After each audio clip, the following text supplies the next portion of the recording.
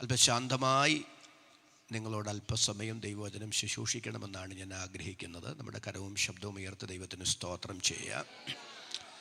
വിശുദ്ധ യോഹന്നാൻ്റെ സുവിശേഷം 13-ാം അധ്യായം അതിൻ്റെ 7-ാമത്തെ വാക്യം ഈ പകലത്തെ ചിന്തയ്ക്ക് ആധാരമായി നമുക്ക് വായിക്കാം. വിശുദ്ധ യോഹന്നാൻ്റെ സുവിശേഷം 13-ാം അധ്യായം അതിൻ്റെ 7-ാമത്തെ വാക്യം. യേശു അവനോട്, ഞാൻ ചെയ്യുന്നത് നീ ഇപ്പോൾ അറിയുന്നില്ല, പിന്നെ അറിയും എന്നുത്തരം പറഞ്ഞു. മതി, വളരെ നന്ദി. ഇനി എല്ലാവരും എന്നെ മുഖത്ത് നോക്കാമോ? നമ്മുടെ വാഴ്ത്തപ്പെട്ട കർത്താവ് തൻ്റെ ഐഹിക ജീവകാലത്തിൻ്റെ പരിസമാപ്തിയിൽ വിരിച്ചൊരുക്കിയൊരു മുറിക്കകത്ത് അന്ത്യത്താഴത്തിന് പെസഹയാചരണത്തിന് ശിഷ്യന്മാരുമായി ഒരുമിച്ച് സമ്മേളിക്കുമ്പോൾ അവിടെ നടന്ന കാര്യങ്ങളാണ് വിശുദ്ധ യോഹന്നാൻ്റെ സുവിശേഷം 13 മുതലുള്ള അധ്യായങ്ങളിൽ രേഖപ്പെടുത്തിയിരിക്കുന്നത്. 13-ാം അധ്യായത്തിൽ യേശു കർത്താവ് അത്താഴത്തിൽ നിന്ന് എഴുന്നേറ്റു, തൻ്റെ മഹത്വത്തിൻ്റെ മേൽവസ്ത്രം ഊരി മാറ്റി അരയിൽ ഒരു തുവർത്തെടുത്ത് ചുറ്റി പാത്രത്തിൽ വെള്ളമെടുത്ത് ശിഷ്യന്മാരുടെ പാദങ്ങൾ കഴുകുകയാണ്. ഓരോരുത്തരുടെ വീതം കാലുകൾ കഴുകി ചെല്ലുമ്പോൾ അതിൻ്റെ അകത്തൊരല്പം മനസ്സാക്ഷിയുള്ള ആൾ പത്രോസാണെന്നാണ് എൻ്റെ ചിന്ത. പത്രോസിൻ്റെ അടുക്കലെത്തുമ്പോൾ ആശ്ചര്യപരതന്ത്രനായി പത്രോസ് പറയുന്നു, കർത്താവെ, അങ്ങൻ്റെ കാൽ കഴുകുന്നുവോ? ഒരു നാൾ ഞാൻ അതിനെ അനുവദിക്കില്ല. കാരണം അന്നത്തെ സാമൂഹ്യ പശ്ചാത്തലം അനുസരിച്ച് അനേകം യജമാനന്മാരുടെ കാലുകൾ ദാസന്മാർ കഴുകുന്നത് പത്രോസ് കണ്ടിട്ടുണ്ട്. അനേകം ഗുരുക്കന്മാരുടെ കാലുകൾ ശിഷ്യന്മാർ കഴുകുന്നത് പത്രോസ് കണ്ടിട്ടുണ്ട്. ഇവിടെ ഇതാ എല്ലാവരുടെയും യജമാനൻ, സകലരുടെയും ഗുരുനാഥൻ ശിഷ്യന്മാരുടെ പാദങ്ങൾ കഴുകുകയാണ്. അതിനോട് മാനസികമായി പൊരുത്തപ്പെടാൻ ത്രാണിയില്ലാതാണ് പത്രോസ് പറയുന്നത്, അങ്ങനെ കഴുകുന്നുവോ? അതൊരു ദയനീയമായ ചോദ്യമാണ്. അതിന് യേശു പറയുന്ന 2 മറുപടികൾ അവിടെയുണ്ട്. അതിലൊരു മറുപടിയാണ് ഇന്നത്തെ നമ്മുടെ പ്രതിപാദ്യ വിഷയം. പത്രോസേ, ഞാൻ ചെയ്യുന്നത് എന്തെന്ന് ഇപ്പോൾ നീ അറിയുന്നില്ല, പിന്നെ നീ അറിയും. അതിൻ്റെ അർത്ഥം ഇതാണ്, നീ അല്പസമയം കാത്തിരിക്കുക. ഞാൻ ഈ ചെയ്യുന്നത്, നിന്നെ കഴുകുന്നത്, നിൻ്റെ പാദങ്ങൾ കഴുകുന്നത്, നിങ്ങളെ കഴുകുന്നത് വെറുതെ അല്ല. ഞാനിത് ചെയ്യുന്നത് ഒരു മാതൃകാ ശുശ്രൂഷയാണ്. ഇതിനൊരു ഉദ്ദേശമുണ്ട്. പക്ഷേ ഇത് പൂർത്തീകരിച്ച ശേഷം ഇതെന്തിനായിരുന്നു എന്ന് പറഞ്ഞ് മനസ്സിലാക്കി തരാവുന്നതാണ്. അതവിടെ നിൽക്കട്ടെ. ഞാൻ സന്ദർഭത്തിൽ നിന്ന് ആ വാക്കിനെ ഒന്ന് അടർത്തി മാറ്റുകയാണ്. പ്രിയപ്പെട്ടവരെ, ദൈവം പലതും പലപ്പോഴും നമ്മുടെ ജീവിതത്തിൽ ചെയ്യുമ്പോൾ ചിലതൊക്കെ ദൈവം നമ്മുടെ ജീവിതത്തിൽ അനുവദിക്കുമ്പോൾ എന്തുകൊണ്ട് ഇതൊക്കെ ദൈവം അനുവദിച്ച്, എന്തുകൊണ്ട് എൻ്റെ ജീവിതത്തിൽ ഇങ്ങനെയൊക്കെ സംഭവിച്ചു എന്ന് ഉത്തരമില്ലാത്ത ചില ചോദ്യങ്ങളിലൂടെ കടന്നു പോകുമ്പോൾ നമ്മുടെ അകത്ത് ചോദ്യങ്ങൾ ഉയരാം. പക്ഷെ കൃപ പ്രാപിച്ച ദൈവമക്കൾ തിരിച്ചറിയണം, ദൈവം അറിയാതെയും ദൈവം അനുവദിക്കാതെയും എൻ്റെ ജീവിതത്തിലൊന്നും സംഭവിക്കുന്നില്ലെന്നു മാത്രമല്ല, ഇതെല്ലാം ദൈവം അനുവദിക്കുന്നതിൻ്റെ പിൻപിൽ തിന്മയ്ക്കല്ല, നന്മയ്ക്ക് നിശ്ചയമായും ദൈവത്തിനൊരു പദ്ധതിയുണ്ട്. കരമുയർത്തിപ്പിടിച്ച് എല്ലാവരും ഒന്ന് സ്തോത്രം ചെയ്ത് പറ, ദൈവം ചെയ്യുന്ന, ദൈവം അനുവദിക്കുന്ന എല്ലാറ്റിൻ്റെ പിന്നിലും തിന്മയ്ക്കല്ല, നന്മയ്ക്കായി ദൈവത്തിനൊരു പദ്ധതിയുണ്ട്.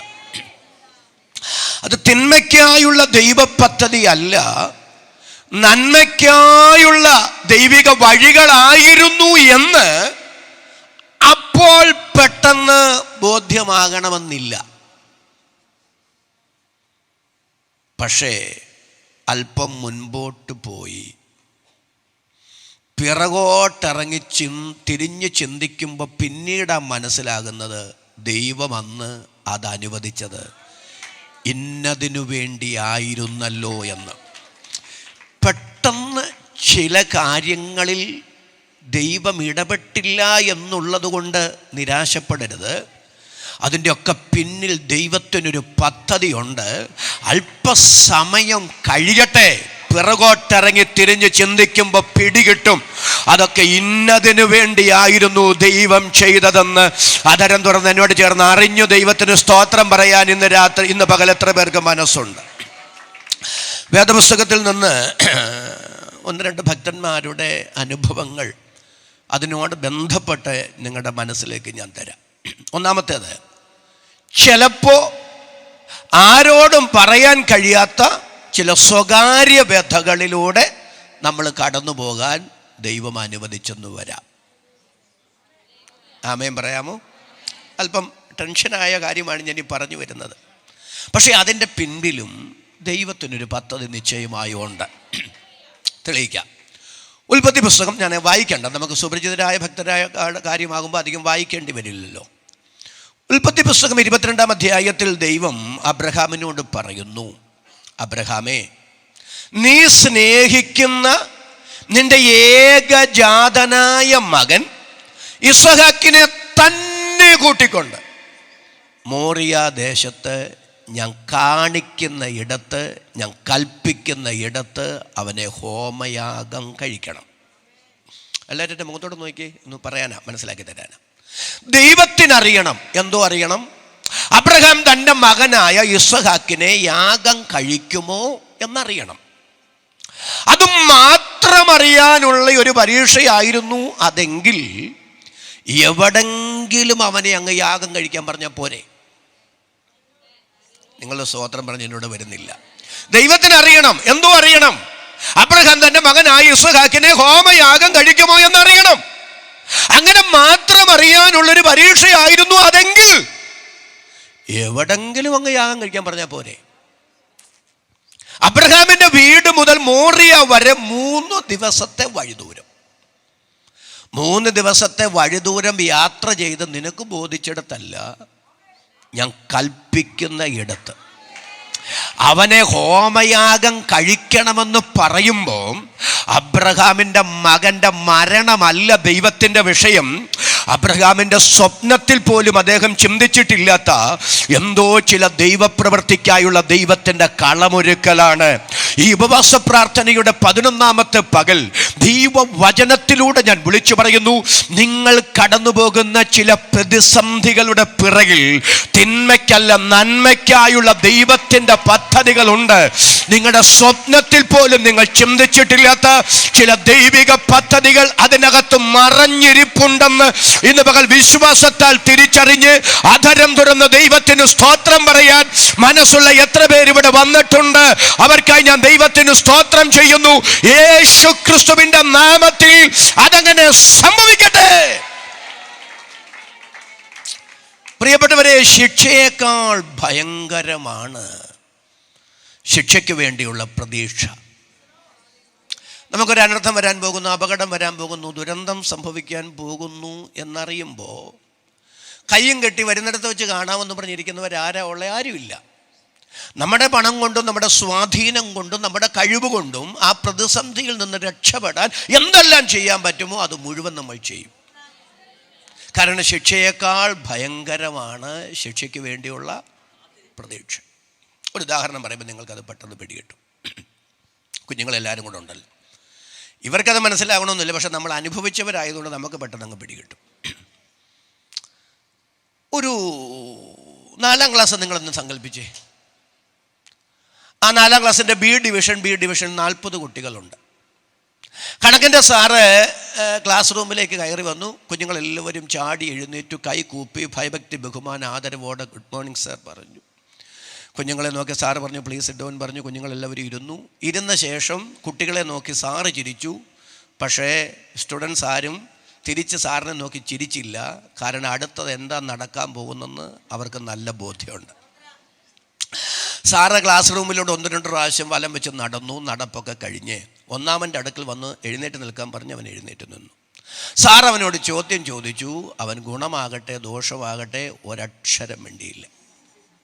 40 പേരോടും ചോദ്യം ചോദിച്ചു. ഏതാണ്ടൊക്കെ പറഞ്ഞു, പക്ഷെ അതൊന്നും ഉത്തരമായിരുന്നില്ല. കോപക്രാന്തനായ അധ്യാപകൻ മേശപ്പുറത്തുനിന്ന് ചൂരലെടുത്തു.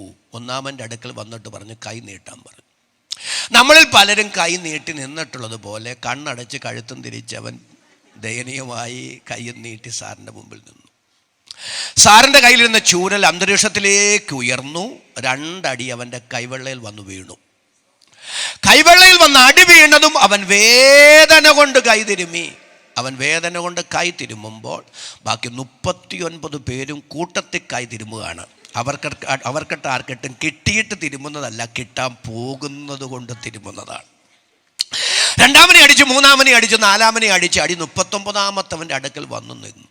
നിങ്ങൾ അവനെ ഒന്ന് കണ്ടേ, പാവം, കണ്ണടച്ച് കഴുത്തും തിരിച്ച് കയ്യും നീട്ടി വേർത്ത് കുളിച്ച് നിൽക്കുമ്പോൾ മനസ്സിൽ പറയുന്നൊരു പദമുണ്ട്, സാറിന് തല്ലിയ പരിചയം, എനിക്കോ കൊണ്ടുകൊണ്ട ശീലം. സാറേ പതിയെ തല്ലണേ, അടിയെങ്ങാനും മുറുകിപ്പോയ കൈവെള്ള പൊട്ടാൻ സാധ്യതയുണ്ട്. ആ പരുവത്തിൽ ഞാൻ കൈ തിരുമ്മി നിൽക്കുകയാണ്. ഈ 39-ാമത്തവൻ കണ്ണടച്ച് കഴുത്തും തിരിച്ച് കയ്യും നീട്ടി വേർത്ത് കുളിച്ച് നിൽക്കുമ്പോൾ 40-ാമത്തവൻ അടുത്തത് എനിക്കിട്ടാണല്ലോ എന്നോർത്ത് കയ്യും തിരുമ്മി നിൽക്കുകയാണ്. 40-ാമത്തവൻ കയ്യും തിരുമ്മി നിൽക്കുമ്പോൾ 39-ാമത്തവൻ കയ്യും നീട്ടി നിൽക്കുമ്പോൾ ഒന്നാമനും രണ്ടാമനും അടി നേരത്തെ കിട്ടിയതിനാലും അടിയുടെ വേദന പോയതിനാലും സാറ് പിറകിലാകയാലും അവന്മാർ പേപ്പർ കീറി ബോട്ട് കൂട്ടിക്കൊണ്ടിരിക്കുകയാണ്. നേരെ തിരിച്ച് അടി 40-ാമത്തവനെ തുടങ്ങിയിരുന്നെങ്കിൽ ഇപ്പോൾ ഒന്നാമൻ കയ്യും തിരുമ്മി നിന്നേനെ, രണ്ടാമൻ കയ്യും നീട്ടി നിന്നേനെ, 39-ാമത്തവനും 40-ാമത്തവനും ഈ പണി കാണിച്ചേനെ. ഞാൻ പറഞ്ഞത് ശിക്ഷയേക്കാൾ ഭയങ്കരമാണ് ശിക്ഷയ്ക്ക് വേണ്ടിയുള്ള പ്രതീക്ഷ. ഈ പശ്ചാത്തലത്തിൽ വേണം നിങ്ങൾ അബ്രഹാമിൻ്റെ 3 ദിവസത്തെ യാത്രയെ നിങ്ങളുടെ മനസ്സിലേക്ക് കൊണ്ടുവരാൻ. എല്ലാവരും നല്ല ആമേനെന്ന് പറഞ്ഞു. അബ്രഹാം വീട്ടിൽ നിന്ന് യാത്ര പോവുകയാണ്. പിന്നീട് ഞാനത് വ്യക്തമാക്കാം. സത്യം പറഞ്ഞാൽ സാറായോട് പോലും എവിടെ പോകുന്നെന്നോ എന്തിനു പോകുന്നെന്നോ പറയാൻ പറ്റില്ല. കൂടെ നടക്കുന്ന ദാസന്മാരോടും പറയാൻ കഴിയില്ല എവിടെ പോകുന്നു, എന്തിനു പോകുന്നു. മോറിയാം മലയുടെ കയറ്റം അപ്പനും മകനും കൂടെ ഒരുമിച്ച് കയറുമ്പം മകൻ ചോദിക്കുന്നൊരു ചോദ്യം, അപ്പാ തീയുണ്ട്, ഒരു നല്ല ആമ്യം പറഞ്ഞു വിറകുണ്ട്, പക്ഷെ ഹോമയാഗത്തിനുള്ള ആട്ടിൻകുട്ടി എവിടെ? അതിനപ്പൻ പറയുന്ന മറുപടി, മകനെ, യഹോവ തനിക്ക് ഹോമയാഗത്തിന് ഒരാട്ടിൻകുട്ടിയെ കരുതിക്കൊള്ളും. ഞാൻ ഒരു ചിന്ത പറയുമ്പോൾ നിങ്ങൾക്ക് അതിനോട് പൊരുത്തപ്പെടാൻ അല്പപ്രയാസം തോന്നും. പക്ഷെ ഒന്ന് ശ്രദ്ധിച്ചേ. നമ്മൾ പലപ്പോഴും പറയാറുള്ളത് ഒരു വിശ്വാസത്തിൻ്റെ പദമാണെന്നാണ്. അതങ്ങനെ തന്നെയാണ്. എന്നാൽ അതിൻ്റെ ഒരു മറുവശം കൂടെ നിങ്ങൾ ചിന്തിക്കാൻ ഞാൻ പറയുകയാണ്. അതൊരു വിശ്വാസത്തിൻ്റെ പദമായിരിക്കുമ്പോൾ തന്നെ ആ സാഹചര്യത്തിൽ നമുക്കതിനെ ഇങ്ങനെ വ്യാഖ്യാനിക്കാം. സത്യത്തിൽ ഇതപ്പൻ മകനോട് പറയുന്നൊരു പരിഹാരമാർഗം കൂടാണ്. മകനെ, നീയാണ് ആ യാഗവസ്തു എന്ന് അപ്പനും മകനോട് പറഞ്ഞാൽ കൊള്ളാവുന്നുണ്ട്. പക്ഷെ പറയുമ്പോൾ ഇസ്ഹാക്കിൻ്റെ തോളേൽ ഓൾറെഡി ഭാരം ഇരിപ്പുണ്ട്. ഒരു നല്ല ആമേനൊന്ന് പറഞ്ഞ്. കാരണം വിറക് ആരുടെ ചുമലില, നിങ്ങൾ എൻ്റെ കൂടെ വരുന്നില്ല, വിറക് ആരുടെ ചുമലിലാണ് ഇരിക്കുന്നത്? ഇസ്ഹാക്കിൻ്റെ ചുമലിലാണ് ഇരിക്കുന്നത്. അതിനിടയ്ക്ക് ഈ മലയുടെ കയറ്റം കയറുമ്പം നീയാണ് യാഗവസ്തു എന്നും കൂടെ പറയുമ്പോൾ മകൻ വിഷമിക്കാതിരിക്കാൻ പിതൃഹൃദയത്തിൽ നിന്ന് അബ്രഹാം പറയുന്ന പരിഹാരമാർഗം കൂടാണ് മകനെ യഹോവ കരുതിക്കൊള്ളുമെന്ന പദം. പ്രിയപ്പെട്ടവരെ, സാറായോടത് പറയാൻ പറ്റില്ല. കഴിഞ്ഞ 3 ദിവസം കൂടെയുള്ള ബാല്യക്കാരോടത് പറയാൻ പറ്റില്ല. കൂടെ ഒട്ടി ഉരുമി നടക്കുന്ന ഇസ്ഹാക്കിനോടും പറയാൻ കഴിയില്ല. ലോകം നോക്കുമ്പോൾ അബ്രഹാം എന്തൊരു ഭാഗ്യവാനാ അല്ലേ? ഇട്ടുമൂടാൻ സ്വത്ത്, നമ്മുടെ ഭാഷയിൽ പറയുകയാണ്, ധനാട്യനാണ്. സ്നേഹിക്കുന്ന ഭാര്യ, അനുസരിക്കുന്ന മകൻ, ദാസന്മാര്, 318 അഭ്യാസികൾ. എന്തോ കുഴപ്പം? ജീവിക്കുകയാണെങ്കിൽ, മനുഷ്യനായി ജീവിക്കുകയാണെങ്കിൽ ഇങ്ങനെ പോലെ ജീവിക്കണമെന്നാണ് പുറമേ ഉള്ളവർ നോക്കിയിട്ട് പറയുന്നത്. പക്ഷേ ലോകത്തിൽ ആരോടും പറയാൻ കഴിയാത്ത, ജീവിത പങ്കാളിയോടോ കൂടെ നടക്കുന്ന മകനോടോ ഇതുവരെ കൂടെ ഉണ്ടായിരുന്ന ബാല്യക്കാരോടോ പോലും പറയാൻ കഴിയാത്ത, ഹൃദയം തുറന്ന് ആ ദുഃഖം പങ്കുവയ്ക്കാൻ കഴിയാത്ത, ആ വേദന പങ്കുവയ്ക്കാൻ കഴിയാത്ത ഒരു സ്വകാര്യ ദുഃഖം അബ്രഹാമിൻ്റെ അകത്തുണ്ട്. അതറിയാവുന്നത് സർവശക്തനും മാത്രമാണ്. ഇന്ന് പകൽ ഉപവാസ പ്രാർത്ഥനയുടെ 11ാമത്തെ പകൽ നിങ്ങൾ ധരിച്ചിരിക്കുന്ന വസ്ത്രം, നിങ്ങളുടെ ജോലി, നിങ്ങളുടെ പുറമെയുള്ള സംവിധാനങ്ങളെല്ലാം മറ്റുള്ളവർ മറ്റുള്ളവർ കണ്ടിട്ട് നിങ്ങൾ അനുഭവിക്കുന്ന സ്വകാര്യ വ്യതകൾ തിരിച്ചറിയണമെന്നില്ല. എന്നാൽ പരിശുദ്ധാത്മാവ് ഇന്ന് പകൽ ചിലരോട് ദൈവാലോചന വിളിച്ചു പറയുന്നു, സർവശക്തന്റെ സ്വകാര്യ വ്യത അറിയുക മാത്രമല്ല, നാളുകളായി നിങ്ങൾ അനുഭവിക്കുന്ന ചില സ്വകാര്യ വ്യതകൾക്ക് പരിഹാരം വരുത്താൻ എൻ്റെ ദൈവത്തിന് പദ്ധതിയുണ്ടെന്ന് ഇന്ന് പകൽ ദൈവത്തിന്റെ പരിശുദ്ധാത്മാവ് ദൈവാലോചന വിളിച്ചു പറയുമ്പോൾ അധരം തുറന്ന് ദൈവത്തിന് സ്തോത്രം പറയാൻ എത്ര പേർക്ക് മനസ്സുണ്ട്? അവരെ കരമടിച്ച് അല്പനിമിഷം ദൈവത്തിന് സ്തോത്രം ചെയ്യുക. പരിശുദ്ധാത്മാവ് ഇന്ന് പകൽ ശക്തമായി എന്നോട് സംസാരിക്കുന്നു. ആരോടും തുറന്നു പറയാൻ കഴിയാത്ത നിങ്ങളുടെ ചില സ്വകാര്യ വ്യഥകളുടെ നടുവിൽ സർവശക്തന്റെ കരം ചലിക്കുന്ന നാളുകൾ വിദൂരമല്ലെന്ന് ദൈവാത്മാവ് ഇന്ന് പകൽ ശക്തമായി ചിലരോട് സംസാരിക്കുന്നു. വിശ്വാസത്താൽ ആമേൻ പറയാൻ എത്ര പേർക്ക് മനസ്സുണ്ട്? അവർക്കായി ഞാൻ ദൈവത്തെ സ്തുതിക്കുന്നു. 2 വചനത്തിന്റെ ദൂതുകൾ പരിശുദ്ധാത്മാവ് എന്നോട് സംസാരിക്കുന്നു. പ്രിയപ്പെട്ടവരെ, ചിലപ്പോഴൊക്കെ ആരും നമ്മുടെ ഭാരങ്ങൾ തിരിച്ചറിയണമെന്നില്ല. ഒരാമേനൊന്ന് പറയാവോ? വചനത്തിന്റെ ഒരു ദൂത് ദൈവാത്മാവ് എനിക്ക് തരികയാണ്. എലീശ ശൂനേമിലൂടെ പോകേണ്ടി വന്നല്ലോ. അവിടെ ധനികയായ ഒരു സഹോദരി ഉണ്ടായിരുന്നു. അവളെ നിർബന്ധിച്ച് എലീശായെ വീട്ടിൽ കയറ്റി ഭക്ഷണമൊക്കെ കൊടുത്തു. ഭക്ഷണമൊക്കെ കഴിച്ച് കുറച്ച് നാൾ കഴിഞ്ഞപ്പോൾ അവളുടെ ഭർത്താവിനോട് പറഞ്ഞു, കൂടെ കൂടെ നമ്മുടെ വഴിയായി പോകുന്ന ദൈവപുരുഷനുണ്ടല്ലോ, അദ്ദേഹം ഒരു വിശുദ്ധനായ ദൈവപുരുഷനാണ്, അദ്ദേഹത്തിന് നമുക്ക് വീട്ടിൽ പാർക്കാനുള്ള ക്രമീകരണങ്ങൾ ഒരുക്കി കൊടുക്കണം. അതിനോട് ചേർന്ന വീടിനോട് ചേർന്ന ഒരു പ്രത്യേക മുറി, അതിൻ്റെ അകത്ത് എല്ലാ സംവിധാനങ്ങളും. അങ്ങനെ എലീശായും ഗേഹസിയും ഒരു ദിവസം ആ വീട്ടിൽ പാർക്കും അളവിൽ എലീശ ഗേഹസിയോട് ചോദിച്ചു, ഇത്ര കാര്യമായിട്ട് ഇവള് നമ്മളെ സ്വീകരിക്കുകയും നമുക്ക് ആതിഥ്യ മര്യാദ നൽകി തരികയൊക്കെ ചെയ്തു, നമ്മളിൽ നിന്ന് വല്ല പ്രത്യുപകാരവും അവൾക്കുണ്ടാകണ്ടേ? ഒരാമേനൊന്ന് പറഞ്ഞു. അവളെ വിളിക്കാൻ പറഞ്ഞു. അവൾ വന്നു. അപ്പോൾ ചോദിച്ചു, ഞാൻ രാജാവിനോടോ സൈന്യാധിപനോടോ നിന്നെക്കുറിച്ച് പറഞ്ഞ് ഞാൻ മുഖാന്തരം, എൻ്റെ ശുപാർശ മുഖാന്തരം നിനക്ക് വല്ല ഉപകാരം ഉണ്ടാകേണ്ടതായിട്ടുണ്ടോ? അവിടെ അവൾ പറഞ്ഞു, അങ്ങനെ പ്രത്യേകിച്ച് കാര്യമൊന്നും, കാരണം ഞാൻ എൻ്റെ സ്വജനത്തിൻ്റെ മധ്യേ പാർക്കുന്നു, എല്ലാ സാഹചര്യങ്ങളും അവൾക്ക് അനുകൂലമാണ്. പക്ഷെ എന്നെ ത്രസിപ്പിച്ചൊരു ചിന്ത അവിടെ ഉണ്ട്. ഗേഹസി എലീശായോട് പറയാണ്, അവൾക്ക് കുഞ്ഞില്ലല്ലോ. അപ്പം എന്നെ ദൈവാത്മാവ് പണിതൊരു മേഖലയാണ്. എന്താണെന്നറിയാവോ? നമ്മളൊക്കെ സത്യത്തിൽ ഒരു പ്രവാചകനെ, ഒരു ദൈവദാസനെ വീട്ടിൽ വിളിച്ച് കയറ്റി എന്തെങ്കിലും ഭക്ഷണം കൊടുക്കുകയോ നന്മ കൊടുക്കുകയോ ചെയ്യുന്നതിൻ്റെ പിന്നിൽ നമുക്കൊരു ഉദ്ദേശമുണ്ട്. ഒരു നല്ല ആമേനെന്ന് പറഞ്ഞേ അല്ലേ, നമുക്കൊരു ഉദ്ദേശം എന്ന് പറഞ്ഞ അവർ വന്ന് പ്രാർത്ഥിക്കുന്നത് കൊണ്ട് ഒന്ന് പറഞ്ഞേ, അവർക്ക് കൊടുക്കുന്നത് കൊണ്ട് നമുക്കതുകൊണ്ട് ദൈവം പറഞ്ഞേ നന്മ തരും അല്ലേ? തരും. അതെൻ്റെ അല്ല ഞാനീ പറയുന്നത്. പക്ഷെ ഒരു നല്ല വശം ഞാനൊന്ന് പറയുകയാണ്. നമുക്കെല്ലാവർക്കും ഒരു ഉദ്ദേശം. നമ്മൾ ആദ്യമായിട്ട് വിളിച്ചു പറഞ്ഞ പൊന്നു വാസയെ വിളിച്ചു വരുത്തിയതിൻ്റെ ഉദ്ദേശം ഇതാണ്, കുടുംബജീവിതം നയിക്കുന്ന ഇത്ര വർഷമായി ഞങ്ങൾക്ക് അല്ലേ? പക്ഷെ എലീശ അവളോട് ചോദിക്കുകയാണ്. അതിൻ്റെ അർത്ഥം ഇത്രയും നാളായിട്ടും അവൾ ആ കാര്യം എലീശായോട് പറഞ്ഞിട്ടില്ല. ആശയം എന്നറിയാവോ? അതിനല്ല അവൾ എലീശായെ വീട്ടിൽ കയറ്റിയതും മുറി പണിതു കൊടുത്തതും അതിൻ്റെ അകത്ത് സംവിധാനങ്ങൾ ഒരുക്കിയതും സ്വാർത്ഥതയൊന്നും ഉണ്ടായിരുന്നില്ല. തൻ്റെ നേട്ടം എന്ത് എന്നുള്ളതല്ല. ദൈവത്തെ സ്നേഹിച്ചു, ദൈവ മനുഷ്യനെ ബഹുമാനിച്ചു. പ്രിയപ്പെട്ടവരെ, ഇന്ന് പകൽ ഞാൻ സ്തോത്രം ചെയ്ത് പറയാം, വിശ്വസ്തത ഭൂമിയിൽ നിന്ന് മുളയ്ക്കുന്നു, നീതി സ്വർഗത്തിൽ നിന്ന് നോക്കുന്നു. നാം എന്തു ചെയ്യുന്നു എന്നതിലല്ല, നമ്മുടെ ഉദ്ദേശ്യം എന്ത് എന്നതിലാണ് ദൈവം പ്രസാദിക്കുന്നത് എന്ന് തിരിച്ചറിഞ്ഞ് എന്നോട് ചേർന്ന വാക്കിന് ആമേൻ പറയാൻ മനസ്സുള്ളവരുടെ കരം ഞാൻ ഒന്നുകൂടെ കാണട്ടെ. കരവ് ശബ്ദവും ഉയർത്തി ദൈവത്തിന് സ്തോത്രം ചെയ്യാം. പരിശുദ്ധാത്മാവ് എന്നെ പണിതൊരു കാര്യമാണ് ഞാൻ നിങ്ങളോട് പറഞ്ഞത്. എന്നോട് കർത്താവ് പറഞ്ഞു, നീ എന്ത് ചെയ്താലും എനിക്കതിൽ പ്രസാദമില്ല. പക്ഷെ ചെയ്യുന്നതിൻ്റെ പിന്നിലെ ഉദ്ദേശശുദ്ധിയിലാണ് ഞാൻ പ്രസാദിക്കുന്നത്.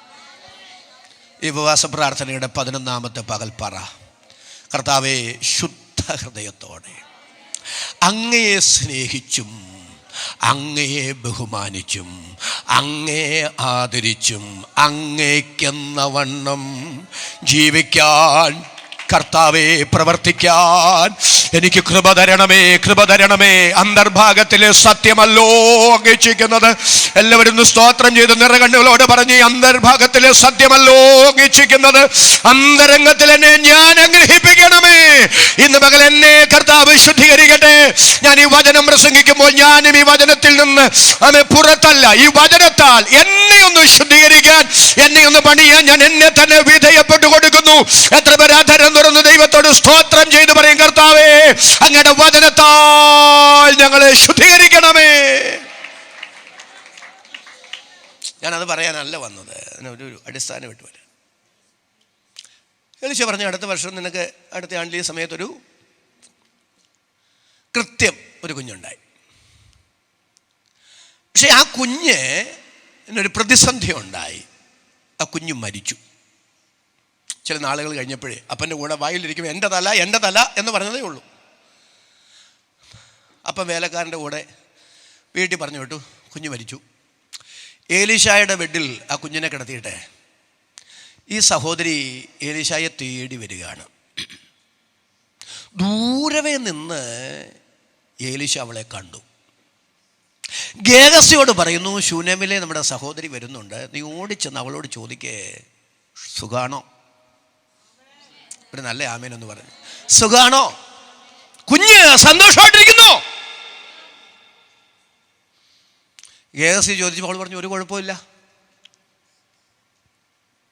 പക്ഷെ ഏലീശായുടെ അടുക്കൽ ചെന്ന് അവളെ കാലിലോട്ട് വീണ് കണ്ണുനീര് വാരി എറിഞ്ഞ് പ്രാർത്ഥിക്കുകയാണ്, കരയുകയാണ്. ഗേഹസി അവളെ പിടിച്ചു മാറ്റാൻ ചെന്നു. അപ്പോൾ ഏലീശ പറയുന്നൊരു പദം എന്നെ ത്രസിപ്പിച്ചിട്ടുണ്ട്, അവളെ വിട്. അവൾക്ക് വലിയ മനോവസനമുണ്ട്. ആ കാര്യം യഹോവ എനിക്ക് മറച്ചു വെച്ചിരിക്കുന്നു. ആരാം രാജാവ് അവൻ്റെ ശയനഗ്രഹത്തിൽ ഹൃദയത്തിൽ ചിന്തിക്കുന്ന കാര്യങ്ങൾ പ്രാർത്ഥനാമുറിയിൽ വെളിപ്പെട്ട് ഇസ്രായേൽ രാജാവിനോട് ദൂത് പറയുന്ന ഉന്നത പ്രവാചകനായ ഏലീശായ്ക്ക് പോലും അവളുടെ മാനസിക വ്യത ദൈവം മറച്ചു വെച്ചു. പ്രിയപ്പെട്ടവരെ, ചിലപ്പോഴൊക്കെ ആരോടും തുറന്നു പറയാൻ കഴിയാത്ത, ചിലരെങ്കിലും ആർക്കും വെളിപ്പെടാത്ത, അല്ലേ കർത്താവേ, ആ ദൈവദാസൻ വന്നിട്ട് ഒരു ദൂത് പോലും എന്നോട് പറഞ്ഞില്ലല്ലോ, എന്നോട് സംസാരിക്കണം എന്ന് ഞാൻ പ്രാർത്ഥിച്ചു പോയിട്ട് ഒരു വാക്ക് പോലും എന്നോട് ഇടപെട്ടില്ലല്ലോ. ഒരു സ്തോത്രം എന്ന് പറയാം. ചിലപ്പോഴൊക്കെ നമ്മൾ അങ്ങനെ ചിന്തിച്ചിട്ടില്ലേ? എന്നെക്കാൾ എത്രയോ പ്രശ്നം കുറവുള്ളവരുടെ അടുക്കൽ ചെന്ന് ആ ദൈവദാസൻ സംസാരിച്ചു. രാമേൻ എന്ന് പറഞ്ഞു. പക്ഷെ ഞാനിതുപോലെ നീറിപ്പുകഞ്ഞ് ഒരു വാഗ്ദത്തം എനിക്ക് കിട്ടിയില്ലല്ലോ. ഒരാമേനെന്ന് പറഞ്ഞു. ഞാനീ പറയുന്നത് നിങ്ങളുടെ ഹൃദയത്തെ തൊട്ട് ചില ദൂത് ഞാനങ്ങ് പറയുകയാണ്. അവരെ കുറ്റം പറയരുത്. ആ വന്നയാൾ മോശമായിട്ടല്ല. ഒരാമേനൊന്ന് പറ. ദൈവം ആ കാര്യം മറച്ചു വെച്ചു. ദൈവം അത് വെളിപ്പെടുത്തിയില്ല. ഒരു നല്ല ആമേനെന്ന് പറ. ആ വെളിപ്പെടുത്താതിരിക്കുന്നതിൻ്റെ പിന്നിലും ദൈവത്തിനൊരു ഉദ്ദേശമുണ്ടെന്ന് തിരിച്ചറിഞ്ഞ് ദൈവത്തിനൊന്ന് സ്തോത്രം പറയാൻ എത്ര പേർക്ക് മനസ്സുണ്ട്? അതിൻ്റെ അർത്ഥം ഞാൻ പറയുകയാണ്. അവർക്ക് കൃപയില്ലാഞ്ഞിട്ടല്ല, അവർക്ക് ശുശ്രൂഷ ഇല്ലാഞ്ഞിട്ടല്ല. ചിലപ്പോൾ ആർക്കും വെളിപ്പെടാത്ത, ആർക്കും മനസ്സിലാകാത്ത ചില സ്വകാര്യ വ്യതകളിലൂടെ നമ്മൾ കടന്നു പോകാൻ ദൈവം അനുവദിച്ചെന്ന് വരാം. പരിശുദ്ധാത്മാവ് പറയുന്നെന്നാൽ അതിൻ്റെ പിൻപിൽ തിന്മയ്ക്കല്ല നന്മയ്ക്ക് എൻ്റെ ദൈവത്തിനൊരു പദ്ധതി ഉണ്ടെന്ന് തിരിച്ചറിഞ്ഞ് ആവേശത്തോടെ ദൈവത്തിന് സ്തോത്രം പറയാൻ എത്ര പേർക്ക് മനസ്സുണ്ട്? കാനാവിലെ കല്യാണ വീട് അല്ലേ, പുറമേ മോടിയുള്ളതാ.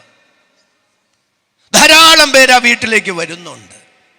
വരുന്നവരെ അവർ സന്തോഷത്തോടെ സ്വീകരിക്കുന്നുണ്ട്. ധാരാളം പേര് ആ വീട്ടിൽ നിന്ന് ഫംഗ്ഷൻ കഴിഞ്ഞ് തിരിച്ചു പോകുന്നുണ്ട്. പോകുന്നവരെ നിറചരിയോടെ അവർ യാത്രയാക്കുന്നുണ്ട്.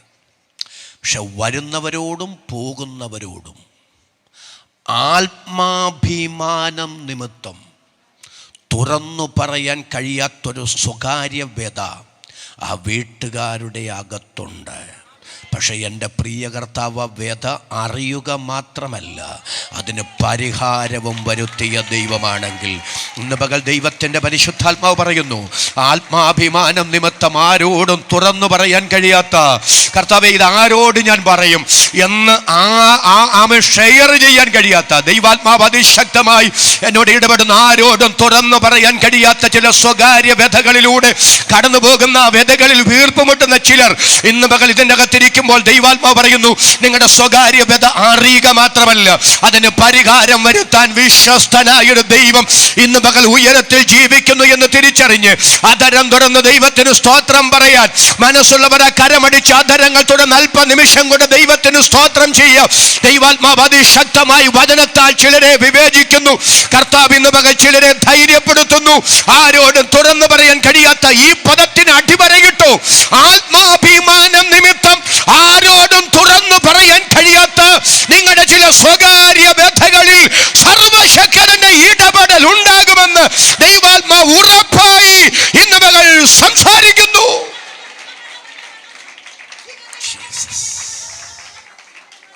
യേശുവിൻ്റെ നാമത്തിൽ അതങ്ങനെ സംഭവിക്കട്ടെ. അവനും മകനും കൂടെ മോറിയാമലയുടെ കയറ്റം കയറുകയാണ്. അവസാനം മലയുടെ മുകളിലെത്തി. പ്രിയപ്പെട്ടവരെ, മോറിയായിൽ അതിനു മുമ്പ് ഒരു യാഗം നടന്നിട്ടേയില്ല. കർമ്മേലിൽ ഏലിയാവിന് യാഗപീഠം പുതുക്കി പണിയേണ്ടതായിട്ടേ വന്നുള്ളൂ. ഒരാമേനൊന്ന് പറ. പക്ഷേ മോറിയായിൽ യാഗപീഠം പുതുക്കി പണികയല്ല. ഉൽപ്പത്തി 22 വായിക്കുന്നത്, അബ്രഹാം കല്ല് പെറുക്കി യാഗപീഠം പണിതു. അതിൻ്റെ അർത്ഥം അതിനു മുമ്പ് അവളൊരു യാഗം നടന്നിട്ടില്ല. ഈ അബ്രഹാം കല്ല് പെറുക്കി യാഗപീഠം പണിതുകൊണ്ടിരിക്കുമ്പോൾ എൻ്റെ ധാരണ പറയാം, എൻ്റെ ചിന്ത പറയാം. ഇസ്ഹാക്കിൻ്റെ കണ്ണു നോക്കുന്നത് അപ്പം പറഞ്ഞായിരുന്നു, ദൈവം തനിക്ക് ഹോമയാഗത്തിനൊരു ആട്ടുംകുട്ടിയെ കരുതുവെന്ന്. ദൈവം കരുതിയ ആടെവിടെ? അതായിരിക്കാം ഇസ്ഹാക്കിൻ്റെ കണ്ണ് പരതുന്നത്. പക്ഷേ ഹോമയാഗത്തിൻ്റെ പണി പൂർത്തീകൃതമായപ്പോൾ അബ്രഹാം മകനോട് പറയുന്നു, ഇനി ആ സത്യം മകൻ്റെ മുമ്പിൽ മറച്ചു വെക്കാൻ പറ്റില്ല. നീയാണ് ആ യാഗവസ്തു. നിങ്ങൾ ആ സന്ദർഭം നിങ്ങളുടെ മുൻപിലേക്കൊന്ന് കൊണ്ടുവന്നേ. നീയാണ് ആ യാഗവസ്തു എന്ന് അപ്പൻ മകനോട് വെളിപ്പെടുത്തുമ്പോൾ വെളിപ്പെടുത്തപ്പെട്ട ദൈവിക സത്യത്തിൻ്റെ മുൻപിൽ ഇസ്ഹാക്ക് വിധേയപ്പെട്ടു കൊടുത്തു. വിധേയപ്പെട്ടവൻ്റെ കൈകാലുകൾ കെട്ടി അവനെ യാഗപീഠത്തിൽ കിടത്തി.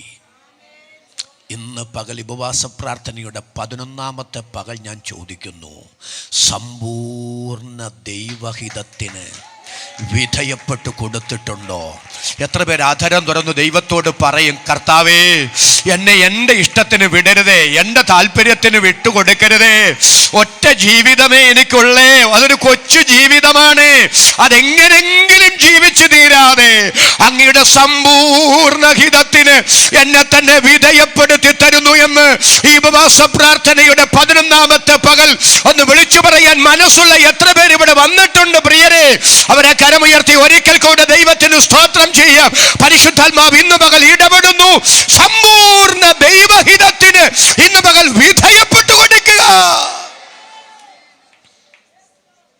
നാളുകളായി വെളിപ്പെടുത്തപ്പെട്ട സമ്പൂർണ്ണ ദൈവഹിതത്തിന് വിധേയപ്പെട്ടു കൊടുക്കാത്ത ആരെങ്കിലും എന്നെ ശ്രദ്ധിക്കുന്നെങ്കിൽ, സമ്പൂർണ്ണ ദൈവഹിതത്തിന് വിധേയപ്പെട്ടു കൊടുക്കുക. നമ്മെ ഒരു അത്ഭുതമാക്കി മാറ്റാൻ ദൈവത്തിന് കഴിയും.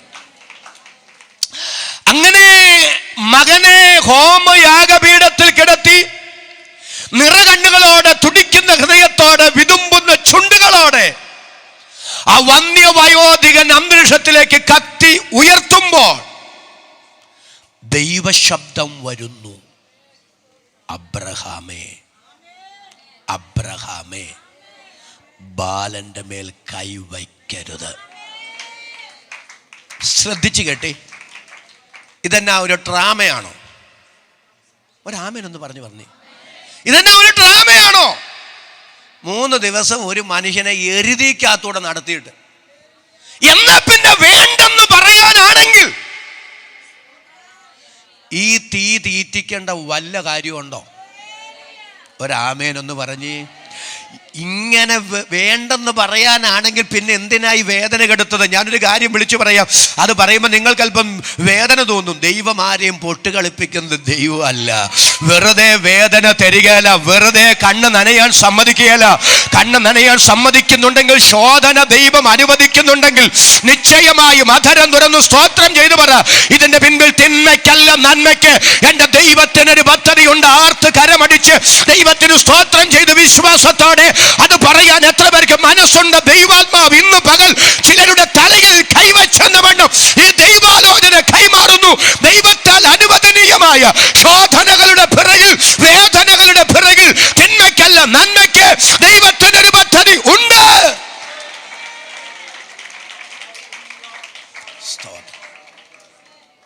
എന്താ പ്രിയരെ ഇതിന്റെ പിന്നിലെ ദൈവോദ്ദേശം? ഞാൻ കൽപ്പിക്കുന്ന ഇടത്ത്, നിനക്ക് തോന്നുന്നിടത്തല്ല. മകനെ ഹോമയാഗം കഴിക്കാൻ പറഞ്ഞ് അവിടെ വന്ന് കൈകാലുകൾ കെട്ടി യാഗപീഠത്തിൽ കിടത്തുമ്പോൾ എന്തിനാ ദൈവം വേണ്ടെന്ന് പറഞ്ഞത്? എന്തിനായി 3 ദിവസം ദൈവം എരുതിയിലൂടെ അബ്രഹാമിനെ നടത്തിയത്? എരുതിയിലൂടെ അബ്രഹാമിനെ ദൈവം നടത്താൻ കാരണം 2 ദിനവൃത്താന്തങ്ങളുടെ പുസ്തകത്തിലേക്ക് ഒന്ന് വരെ. 2 ദിനവൃത്താന്തങ്ങളുടെ പുസ്തകം 3-ാം അധ്യായം അതിൻ്റെ 1-2 വാക്യങ്ങൾ. 2 ദിനവൃത്താന്തങ്ങളുടെ പുസ്തകം 3-ാം അധ്യായം 1-2 വാക്യങ്ങൾ.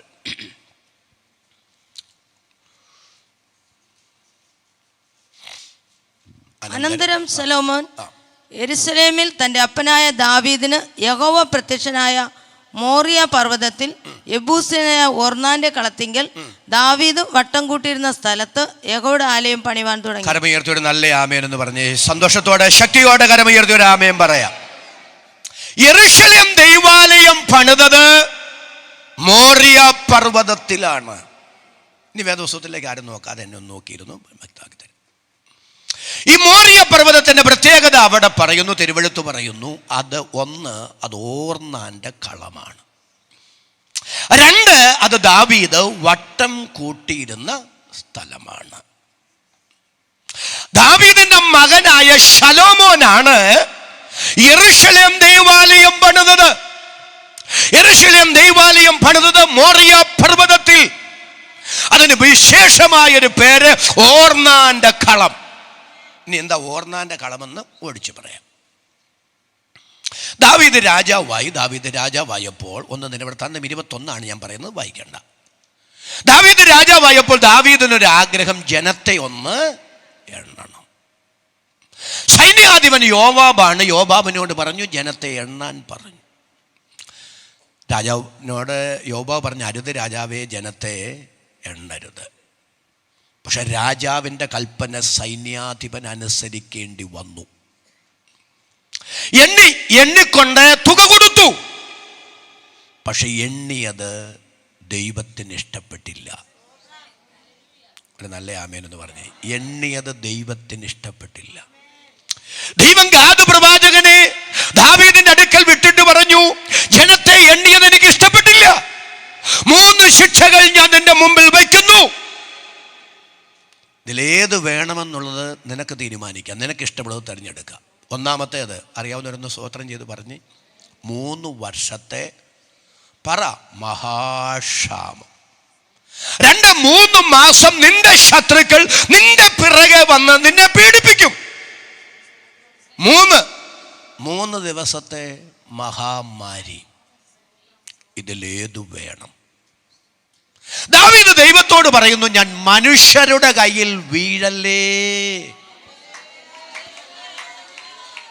യഹോവയുടെ കയ്യിൽ തന്നെ വീഴട്ടെ. രണ്ട് ചിന്തകൾ ഞാൻ അവിടെ പറയാം.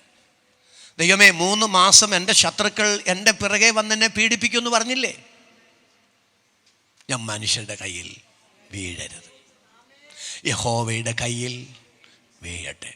രണ്ടാമത്തെ ആശയം ഞാൻ പറയാം. ദൈവമേ, പറ്റിപ്പോയി, കരുതിക്കൂട്ടി ചെയ്തതല്ല ദൈവമേ, അങ്ങനെ സംഭവിച്ചു പോയി, എന്നോട് കരുണ കാണിക്കണേ.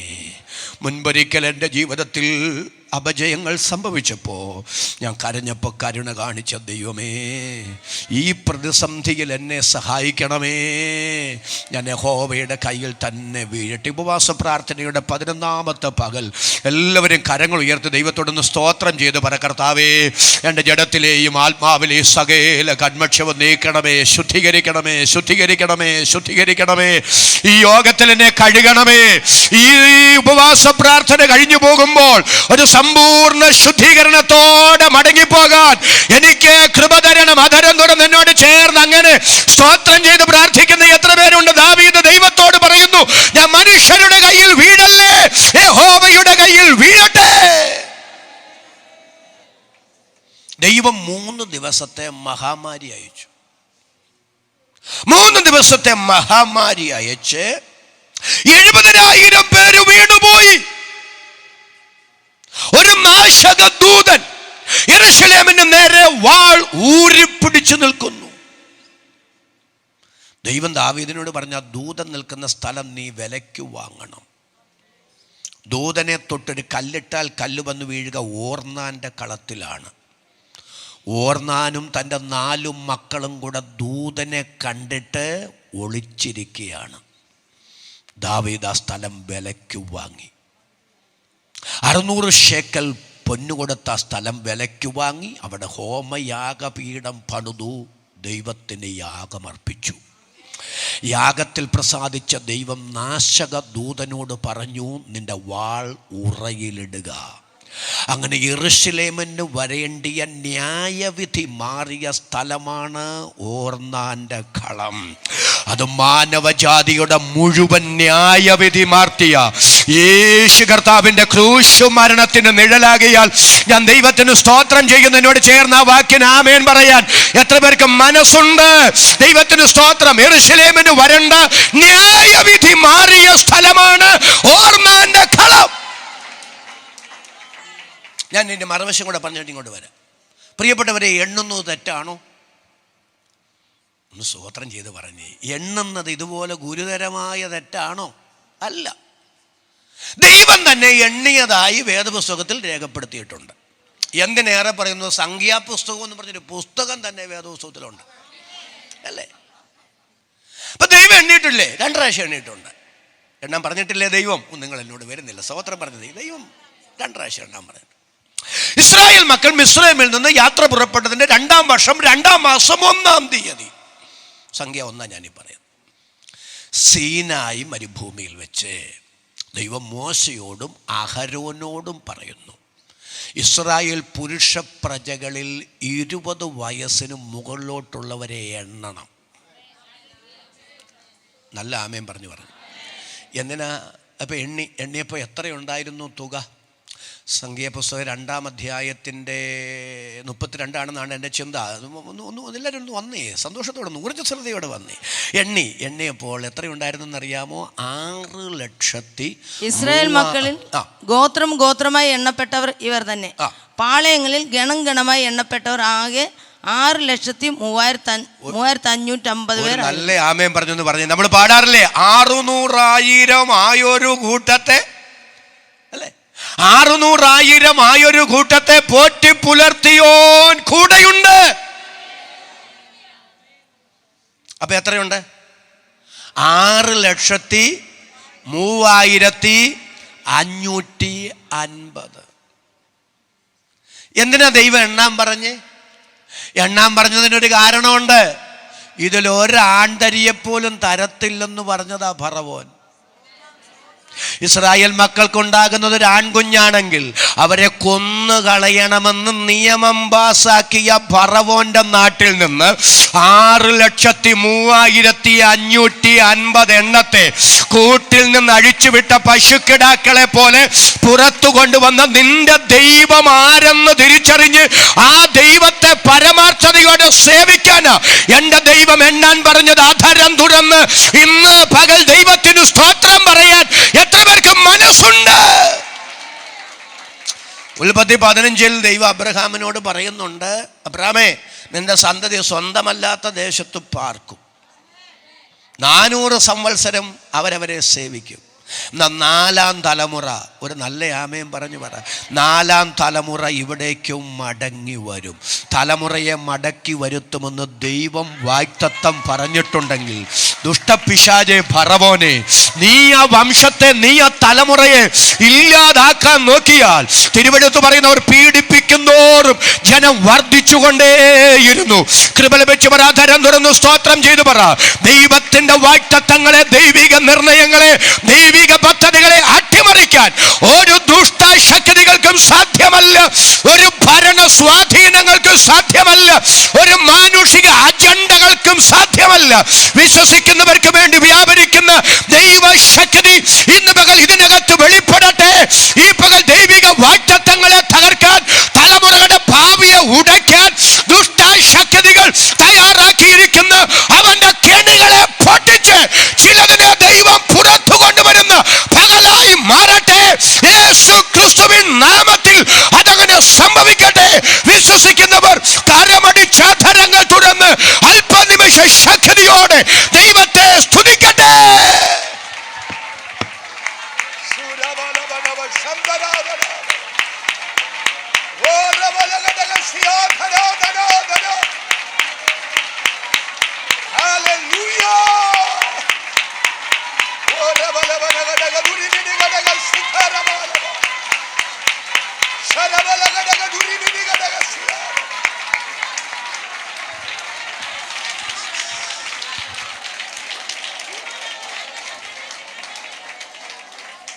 പ്രിയപ്പെട്ടവരെ, ഞാനൊരു ആത്മിക ദൂത് നിങ്ങളോട് പറയാം.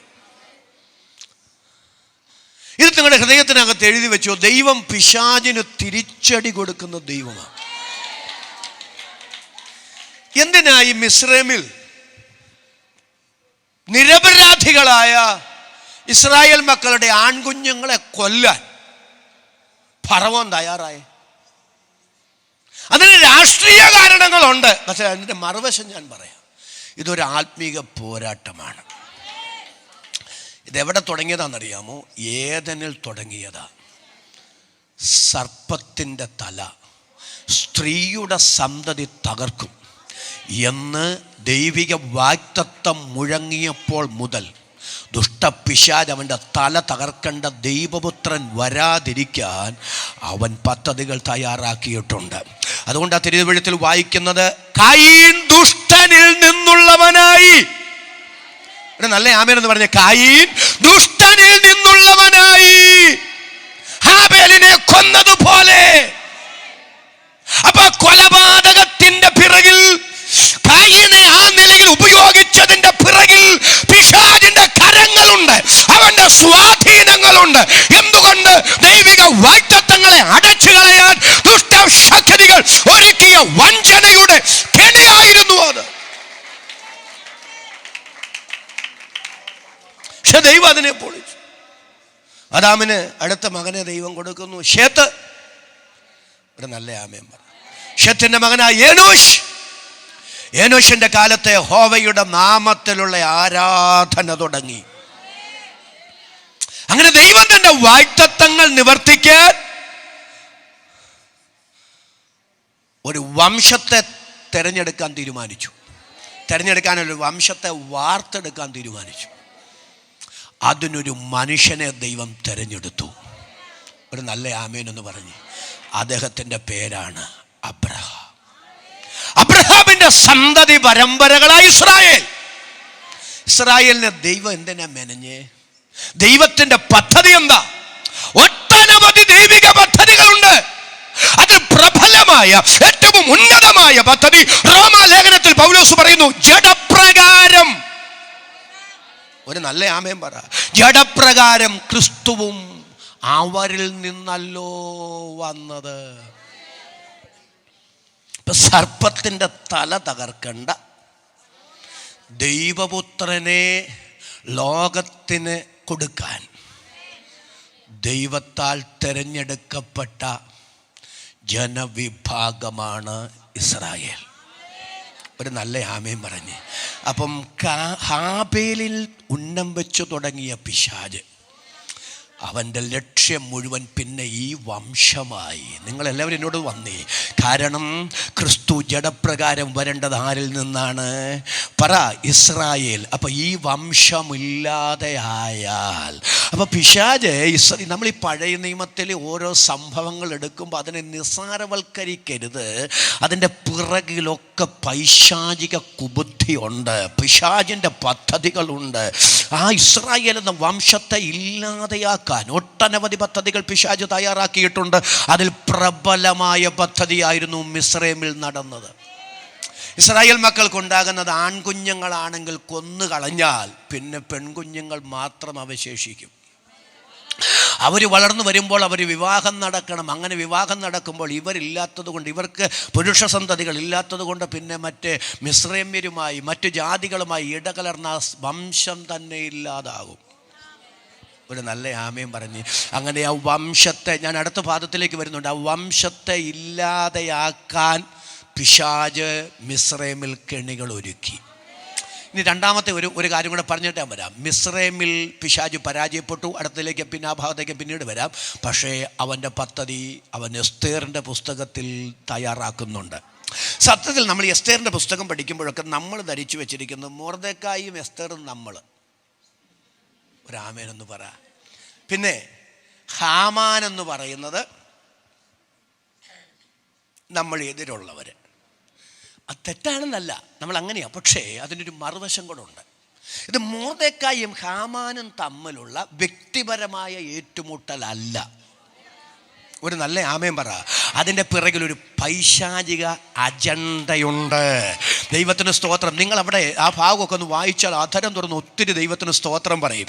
അവിടെ ദൈവത്തിന് സ്തോത്രം. ഹാമാൻ സ്ത്രീകളെയും കുട്ടികളെയും പുരുഷന്മാരെയും, അല്ലേ, ഇസ്രായേൽ വംശം ആ സാമ്രാജ്യത്തിലെമ്പാടും പാർക്കുന്ന യഹൂദ വംശത്തെ മുഴുവനില്ലാതെയാക്കാൻ ദൈവത്തിന് സ്തോത്രം ഹാമാൻ പദ്ധതി തയ്യാറാക്കിയാണ്.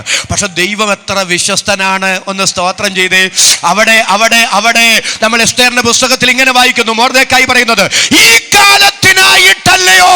അതരം തുറന്ന് ആമേൻ പറയാൻ മനസ്സുള്ളവർ കരമുയർത്തി ദൈവത്തിന് സ്തോത്രം ചെയ്യുക. ഈ കാലത്തിനായിട്ടല്ലയോ നീ രാജ്ഞി സ്ഥാനത്തേക്ക് വന്നത്. ദൈവമേ, എസ്തേറിന്റെ പുസ്തകമൊക്കെ വായിക്കുമ്പോൾ നമ്മൾ എഴുന്നേറ്റ് നിന്ന് നൃത്തം ചെയ്ത് ദൈവത്തിന് സ്തോത്രം ചെയ്യും. അവിടെ നടന്നതൊന്നും യാദൃച്ഛികമല്ല പ്രിയരെ, അല്ലേ? അഹശ്വേരോശ രാജാവ് വലിയ വിരുന്ന് കഴിച്ചു. വിരുന്നൊക്കെ ഞാൻ ഒന്ന് രണ്ട് വിശദീകരണം, വിരുന്നൊക്കെ കഴിച്ചു. കുറച്ച് ദിവസങ്ങൾ നീണ്ടു നിൽക്കുന്ന, അടുത്ത കുറച്ച് ആഴ്ചകൾ നീണ്ടു നിൽക്കുന്ന വിരുന്ന്. അതിനിടയ്ക്ക് തനിക്കൊരാഗ്രഹം, തൻ്റെ ഭാര്യയെ, ഈ വിരുന്ന് വിശിഷ്ടാതിഥികളാണ് അവിടുത്തെ വിരുന്നിൽ, അവരുടെ മുമ്പിൽ തൻ്റെ ഭാര്യ എത്ര സുന്ദരിയാണെന്ന്. സത്യം പറഞ്ഞാൽ വന്നവരിക്കുന്നവരെല്ലാം വിശിഷ്ടാതിഥികളല്ലേ? ഒരു ആമയും പറ. സൈന്യാധിപന്മാരും പ്രഭുക്കന്മാരും ഒക്കെ എത്രയോ വർഷങ്ങളായി ഇങ്ങേര് രാജാവ് അദ്ദേഹം ഇതുമായി നിരന്തരം കൂടിയാലോചന നടത്തുകയും അടുത്തിടപഴകുകയും ചെയ്യുന്നവരാ ഇവരൊക്കെ. അവർക്കൊക്കെ ഇദ്ദേഹത്തിൻ്റെ ഭാര്യയെ അറിയില്ലേ? ഒരാമേനൊന്ന് പറ. അറിയാം. പക്ഷെ അന്നൊരാഗ്രഹം.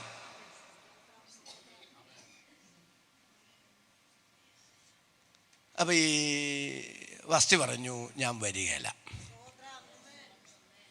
വരികയില്ലെന്ന് പറഞ്ഞപ്പോൾ ഇദ്ദേഹമേ കൂടെ ഉണ്ടായിരുന്നോട് ചോദിക്കുക, ഞാൻ എന്നാ ചെയ്യണ്ടേ? സത്യം പറയാം, കൂടെയുള്ളവർ ചൊവ്വുള്ളവരായിരുന്നെങ്കിൽ, അല്ലേ, കൂടെയുള്ളവരെ അവരെന്നാ പറയണ്ടേ? എൻ്റെ പൊന്നു രാജാവേ, ഇതുപോലത്തെ ഒരു ഭാര്യയെ കിട്ടിയല്ലോ. കാരണം ഇതത്ര നല്ല കളവല്ല, കുലീനത്വമുള്ള ഒരാളും ഇങ്ങോട്ട് ഈ സമയത്ത് വരില്ല. അതുകൊണ്ട് ഇത്രയും വിവേകപൂർണവതിയായ ഒരു ഭാര്യയെ കിട്ടിയതിൽ ഭാഗ്യവാനാണെന്നല്ലേ പറയണ്ടേ? പക്ഷെ അവർ എരുതിയിലേക്ക് അല്പം എണ്ണയും കൊണ്ട് എടുത്തൊഴിച്ചു. എന്നിട്ട് പറയുന്നത് ഞങ്ങൾക്കും കൂടെ നാണക്കേടായിപ്പോയി. ഞാൻ ഒത്തിരി വിശദീകരിക്കുന്നില്ല. ഞങ്ങൾക്കും കൂടെ,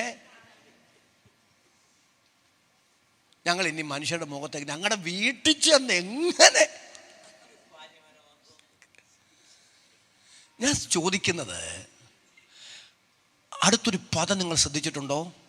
രാജാവ് ഒരു നിയമം പാസാക്കി. മേത്യരുടെയും പാർസരുടെയും നിയമം അനുസരിച്ച് അങ്ങനെ ഒരു ഉത്തരവ് പുറപ്പെടുവിച്ചാൽ പിന്നെ ഒരിക്കലും അത് മാറ്റാൻ പറ്റില്ല. നിങ്ങളൊരു നല്ല ആമയും പറഞ്ഞേ. വസ്തിയെ മാറ്റിയിട്ട് അങ്ങനൊരു ഉത്തരവ് രാജാവ് പുറപ്പെടുവിച്ചു. അടുത്ത് നിങ്ങൾ വീട്ടിൽ ചെന്ന് വായിച്ചു. പിന്നെ പുള്ളിക്ക് മനസ്താവുമായി.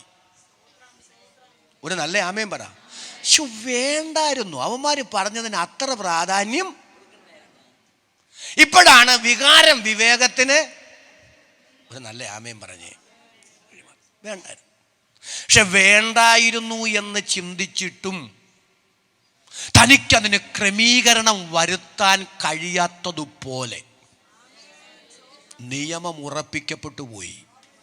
എൻ്റെ ചോദ്യം, ഇതിൻ്റെയൊക്കെ പിറകിൽ പ്രവർത്തിച്ച ശക്തി ഏതാ? ഒരു നല്ല ആമേനൊന്ന് പറ. ഇതിൻ്റെയൊക്കെ പിന്നിൽ ചലിച്ച കരമാതാ? അത്യുന്നതനായ നാം സ്തോത്രം ചെയ്ത് ആരാധിക്കുന്ന ദൈവത്തിൻ്റെ കരമല്ലേ? ദൈവത്തിന് സ്തോത്രം. വസ്തിയെ എല്ലാവർക്കും അറിയാമായിരുന്നിട്ടും ആ സമയത്ത് അവളെ വിളിക്കണമെന്ന് തോന്നിയത്, അവളുടെ ദൈവത്തിന് സ്തോത്രം തൻ്റെ ഭൃത്യന്മാരിലൂടെ ആ നിലകളിൽ സംസാരിച്ചത്, ഒരിക്കലും ഇനി വസ്തിക്കൊരു മടങ്ങി വരവൻ അവസരമുണ്ടാകാതെ എന്നേക്കും അവളെ ആ സ്ഥാനത്ത് നിന്നും മാറ്റിയത്, എസ്തേരിനെ ആ സ്ഥാനത്തേക്ക് തെരഞ്ഞെടുത്തത്, ഇതിൻ്റെയൊക്കെ പിറകിൽ ചലിച്ചൊരു കരമില്ലേ? അതല്ലേ അത്യുന്നതനായ സർവശക്തനായ ദൈവത്തിന്റെ കരം? ഈ സ്ഥാനത്തേക്കല്ലയോ, ഈ കാലത്തിനായിട്ടല്ലയോ ദൈവം നിന്നെ രാജ്യസ്ഥാനത്തേക്ക് കൊണ്ടുവന്നിരിക്കുന്നത്? അതരം തുറന്ന് ഞാൻ ദൈവത്തിന് സ്തോത്രം ചെയ്തു പറയാം. ദൈവിക പദ്ധതികളെ അട്ടിമറിക്കാൻ ദുഷ്ടപിശാചെക്കാലവും അവന്റെ പ്രതിരോധത്തിന്റെ മതിൽക്കെട്ടുകൾ പടുത്തുയർത്തി പണിതിട്ടുണ്ട്. പക്ഷെ അവൻ കെട്ടിപ്പൊക്കിയ പ്രതിരോധത്തിന്റെ മതിൽക്കെട്ടുകളെ കശക്കിയെറിഞ്ഞ നാളിതുവരെ ദൈവം തന്റെ പദ്ധതികൾ ഈ മണ്ണിൽ നിവർത്തിച്ചിട്ടുള്ളതെങ്കിൽ അതരം തുറന്ന അഭിഷേകന്മാർ, ദൈവമക്കൾ സ്തോത്രം ചെയ്തു പറ. നമ്മെ കുറിച്ചുള്ള ദൈവിക നിർണയങ്ങൾക്കെതിരെ ഇരുളിന്റെ ശക്തികൾ കെട്ടിപ്പൊക്കിയ അവന്റെ പദ്ധതികൾ എത്ര വലുതെന്ന് തോന്നിയാലും ഇന്ന് പകൽ സ്വർഗത്തിനും ഭൂമിക്കും നാഥനായ നസ്രയനായ യേശു ക്രിസ്തുവിന്റെ നാമത്തിൽ ആ പദ്ധതികൾ ഇടിഞ്ഞു മാറട്ടെ. ആ പദ്ധതികൾ ഇന്ന് പകൽ നിർവീര്യമാകട്ടെ. അതരം തുറന്ന് കൃപ ലഭിച്ചവർ ഒരുമിച്ച് ആത്മാവിൽ സ്തോത്രം ചെയ്ത് വിളിച്ചു പറ. ഞാൻ നിർണയിച്ചിരിക്കുന്നു, ഞാനത് നിവർത്തിക്കും. ഞാൻ പ്രവർത്തിപ്പാൻ കരം നീട്ടും. ആരത് തടുക്കും? ദൈവിക നിർണയങ്ങളെ തകർക്കാൻ, ദൈവിക പദ്ധതികളെ ഇല്ലായ്മ ചെയ്യാൻ ദുഷ്ടപിശാചേ നിനക്ക് കഴിഞ്ഞിട്ടില്ല, നിനക്കൊട്ട് കഴിയുകയുമില്ല. യേശു ക്രിസ്തുവിന്റെ നാമത്തിൽ ദൈവത്തിന്റെ അഭിഷേകന്മാരായ ദൈവത്തിന്റെ ജനമായ ഞങ്ങൾ ഒരുമിച്ച് ഞങ്ങളുടെ കുടുംബങ്ങൾക്കെതിരെ, ഞങ്ങളുടെ തലമുറകൾക്കെതിരെ, ഞങ്ങളുടെ മിനിസ്ട്രിക്കെതിരെ, ഞങ്ങളുടെ ആയുസ്സിനെതിരെ, ഞങ്ങളുടെ ആരോഗ്യത്തിനെതിരെ, ഞങ്ങളുടെ നന്മകൾക്കെതിരെ, ഞങ്ങളുടെ ആത്മീക ജീവിതത്തിനെതിരെ ഇരുളിന്റെ ശക്തികൾ, ദുഷ്ടശക്തികൾ കെട്ടിപ്പൊക്കിയിരിക്കുന്ന അവന്റെ സകല മതിൽക്കെട്ടുകളെയും അവന്റെ സകല പദ്ധതികളെയും അഴിച്ചു മാറ്റുകയാണ്, തകർത്തു മാറ്റുകയാണ്. സ്വർഗത്തിനും ഭൂമിക്കും നാഥനായ ഏക കർത്താവും ഏക രക്ഷിതാവുമായ യേശു ക്രിസ്തുവിന്റെ നാമത്തിൽ, കർത്താവായ യേശു ക്രിസ്തുവിന്റെ നാമത്തിൽ അതങ്ങനെ സംഭവിക്കട്ടെ. ആ പൈശാചിക പദ്ധതികൾ ഇന്ന് പകൽ അഴിഞ്ഞു മാറട്ടെ. പിശാചിന്റെ പ്രവർത്തികളെ അഴിപ്പാൻ തന്നെ പ്രത്യക്ഷനായ ദൈവപുത്രനായ യേശു ക്രിസ്തുവിന്റെ നാമത്തിൽ ചില പൈശാചിക പദ്ധതികൾ ഇന്ന് പകൽ അഴിഞ്ഞു മാറുകയാണ്.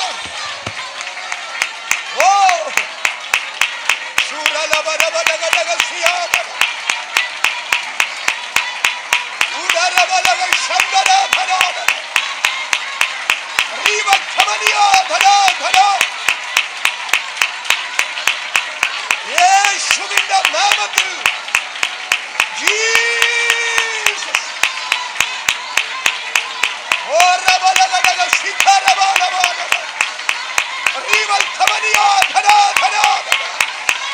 യേശുവിന്റെ നാമത്തിൽ ഹല്ലേലൂയ.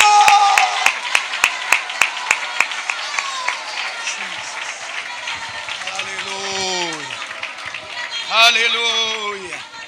ദൈവാത്മാവ് ഇന്ന് പകൽ ശക്തമായി എന്നോട് പറയുന്നു, മൊർദെഖായി, ഹല്ലേലൂയ, എസ്തറിനോട് പറയുന്നു, ഈ കാലത്തിനായിട്ടല്ലയോ ദൈവം നിന്നെ രാജ്ഞിസ്ഥാനത്തേക്ക് കൊണ്ടുവന്നിരിക്കുന്നത്.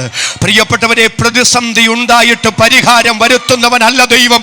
പ്രതിസന്ധി ഉണ്ടാകുന്നതിന് മുമ്പ് പരിഹാരം ദൈവം കരുതിയിട്ടുണ്ടെങ്കിൽ സ്തോത്രം ചെയ്ത് വിളിച്ചു പറ, ദൈവം പരിഹാരം വരുത്തിയിട്ടുണ്ട്. ദൈവം പരിഹാരം ഒരുക്കിയിട്ടുണ്ട്. ദുഷ്ടപിശാച് പടുത്തുയർത്തി അവന്റെ പദ്ധതികൾ എത്ര പ്രബലമെന്ന് തോന്നിയാലും അതിനെ തകർക്കുന്ന ഒരു ദൈവശക്തിയുണ്ട്. മൊർദെഖായി യഹൂദ്യ വംശക്കാരനാണെങ്കിൽ നീ അവനെ ജയിക്കയില്ലെന്ന് അവന്റെ ഭാര്യ സേറശും അവന്റെ ഭൃത്യന്മാരും പറഞ്ഞതുപോലെ കൃപ ലഭിച്ചവർ അധരം തുറന്നു സ്തോത്രം ചെയ്തു പറ, എന്നെ കുറിച്ചുള്ള ദൈവിക പദ്ധതികളെ, ദൈവിക നിർണയങ്ങളെ തകർക്കാൻ ദുഷ്ടപിശാചേ നിനക്ക് സാധ്യമല്ല. എന്റെ ദൈവം നിർണയിച്ചത് നിവർത്തിപ്പാൻ വിശ്വസ്ത.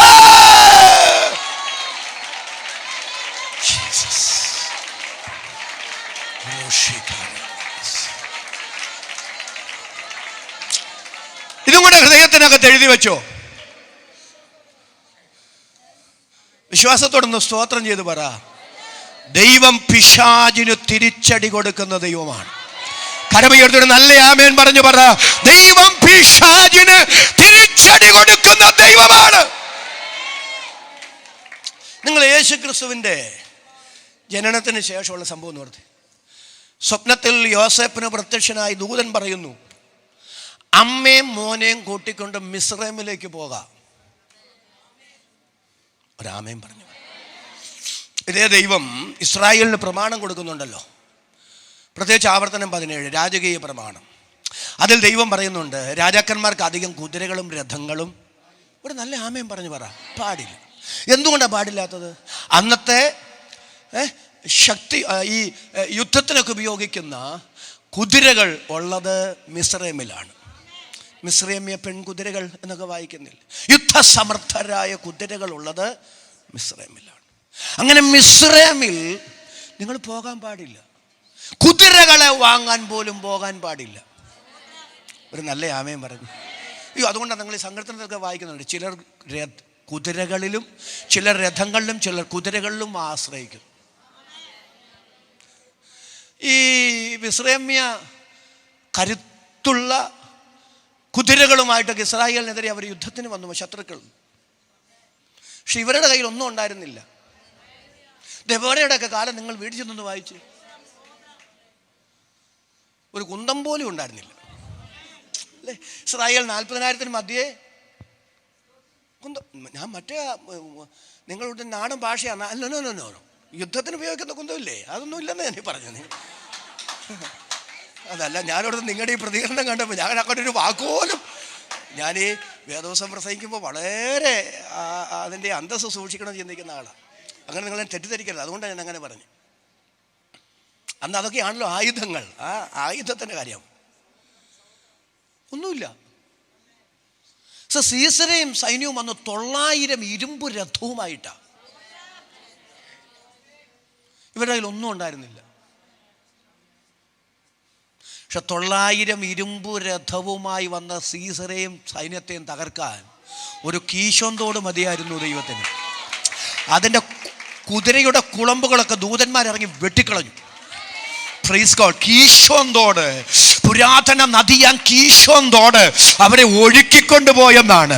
കീശോന്തോട് വറ്റിക്കിടക്കുന്നത്. അവർ പറഞ്ഞു ഈസി ആയിട്ട് മുന്നോട്ട് പോകാം. പക്ഷെ പെട്ടെന്ന് ആ കീശോന്തോട് നിറഞ്ഞു കവിഞ്ഞു. കുതിരകളെ, രഥങ്ങളെ അത് ഒഴുക്കിക്കൊണ്ടുപോയി. ദൈവത്തിന് പ്രവർത്തിക്കാൻ കുതിര വേണ്ട, ദൈവത്തിന് പ്രവർത്തിക്കാൻ രഥങ്ങൾ വേണ്ട. 900 ഇരുമ്പ് രഥവുമായി വന്ന സീസറയും സൈന്യത്തെയും തോൽപ്പിച്ചത് ഇവരുടെ കുതിരയുടെ ശക്തി കൊണ്ടല്ല, ഇവരുടെ ആയുധത്തിന്റെ പെരുപ്പം കൊണ്ടല്ല, ദൈവത്തിന്റെ കൃപ കൊണ്ടാണ്. അതരം തുറന്നു സ്തോത്രം ചെയ്യാൻ എത്ര പേർക്ക് മനസ്സുണ്ട്? അതുകൊണ്ട് സങ്കീർത്തനക്കാരൻ പാടുന്നത്, ചിലർ കുതിരകളിലും ചിലർ രഥങ്ങളിലും ആശ്രയിക്കുന്നു, ഞങ്ങളോ ഞങ്ങളുടെ ദൈവമായ യഹോവയിൽ ആശ്രയിക്കുന്നു. അടുത്ത പദമൊക്കെ എത്ര മനോഹര. അവര് കുനിഞ്ഞു വീണുപോയി, ഞങ്ങളോ എഴുന്നേറ്റ് നിവർന്നു നിൽക്കും. അപ്പൊ കുതിരയെ മേടിക്കാൻ പോലും മിസ്രൈമിനുമായിട്ട് ബന്ധം പാടില്ല. നീ കണ്ട മിസ്രൈമിന് ഇനി ഒരു നാളും അങ്ങോട്ടെങ്ങും പോകരുതെന്ന് പറഞ്ഞ ദൈവം പ്രമാണം കൊടുത്ത ദൈവം സ്വന്തം മകൻ്റെ കാര്യം വന്നപ്പോൾ പറയുക, മിസ്രൈമിലേക്ക് പൊക്കോളെ. അല്ലേലും പാസ്റ്ററെ തൻകുഞ്ഞ് പൊൻകുഞ്ഞാ എല്ലാവർക്കും അല്ലേ? തൻകുഞ്ഞ് ആണോ? മിസ്രൈമിലേക്ക് പോകാൻ പറഞ്ഞത് എന്തിനാ? ചുറ്റുപാട് എത്രയോ രാജ്യങ്ങളുണ്ട്. അവിടേക്കൊന്നും വിടാതെ പുത്രനെ എന്തിനാ മിസ്രൈമിൽ വിട്ടെ? മകനെ എന്തിനാ മിസ്രൈമിൽ വിട്ടെ?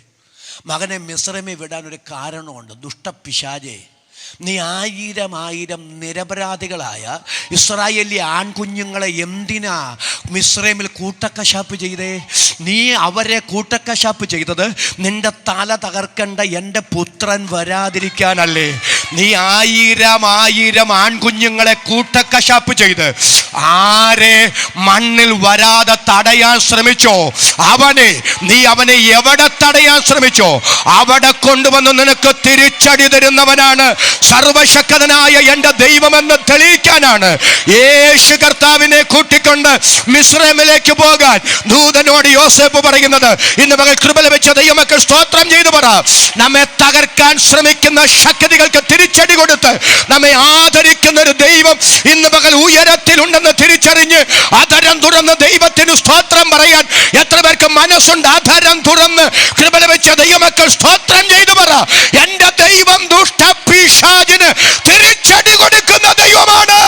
അധരങ്ങൾ തുറന്നാർത്തു ദൈവത്തിന് സ്തോത്രം ചെയ്ത് ഒരുമിച്ച് വിളിച്ചു പറ, എൻ്റെ ദൈവം ദുഷ്ടശക്തികൾക്ക് തിരിച്ചടി കൊടുക്കുന്ന ദൈവം. യേശുവിൻ്റെ അധികാരമുള്ള നാമത്തിൽ, യേശുവിൻ്റെ അധികാരമുള്ള നാമത്തിൽ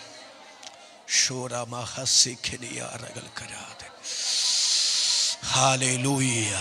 നമ്മെ പകയ്ക്കുന്നവർ കണ്ട് ലജ്ജിക്കേണ്ടതിന് നന്മയ്ക്കായ ഒരടയാളം ദൈവം ചെയ്യട്ടെ പ്രിയരേ. നന്മയ്ക്കായ ഒരടയാളം ദൈവം ചെയ്യട്ടെ പ്രിയരേ. അവർ കുനിഞ്ഞു വീണുപോയി, നാമോ എഴുന്നേറ്റ് നിവർന്നു നിൽക്കുന്നു എന്ന് സ്തോത്രം ചെയ്ത് പറയത്തക്ക നിലയിൽ ദൈവത്തിന്റെ അത്ഭുതം നമുക്ക് വേണ്ടി വെളിപ്പെടട്ടെ യേശുവിന്റെ നാമത്തിൽ. ചിലരുടെ മേൽ അതങ്ങനെ സംഭവിക്കട്ടെ, ചില കുടുംബങ്ങളുടെ മേൽ ദൈവാത്മാവ് ചെയ്യട്ടെ. കർത്താവും രക്ഷിതാവുമായ യേശു ക്രിസ്തുവിന്റെ നാമത്തിൽ ഈ വചനത്തിലൂടെ ഞാൻ വിളിച്ചു പറയുന്നു, ദൈവത്തിന് സ്തോത്രം. ഇരുളിന്റെ ശക്തികൾ അവൻ ഞെട്ടി വിറയ്ക്കട്ടെ. ചില ദുഷ്ടശക്തികൾക്ക് ദൈവം തിരിച്ചടി കൊടുക്കട്ടെ. തകർക്കാൻ കാത്തു നിൽക്കുന്നവരുടെ നടുവിൽ സർവശക്തൻ നമ്മെ മാനിക്കട്ടെ.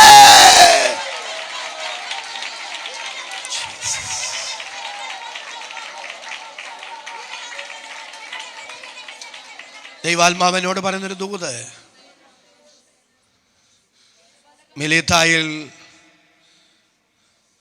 പൗലോസ് വിറകെടുത്ത് തീയിലിട്ടില്ലേ? അണൽ കയറി കയ്യെ ചുറ്റിയില്ലേ?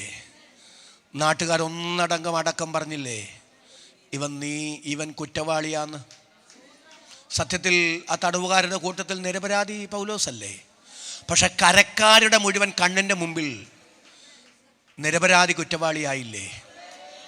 പക്ഷേ കരക്കാരുടെ മുഴുവൻ അപവാദ പ്രചരണങ്ങൾക്ക് എൻ്റെ ദൈവം കൽപ്പിച്ചത് അല്പായുസ്സം മാത്രമാണ്. ഒരു നാടിൻ്റെ മുഴുവൻ അപവാദ പ്രചരണങ്ങൾക്ക് എൻ്റെ ദൈവം കൽപ്പിച്ചത് അല്പായുസ്സം മാത്രമാണ്.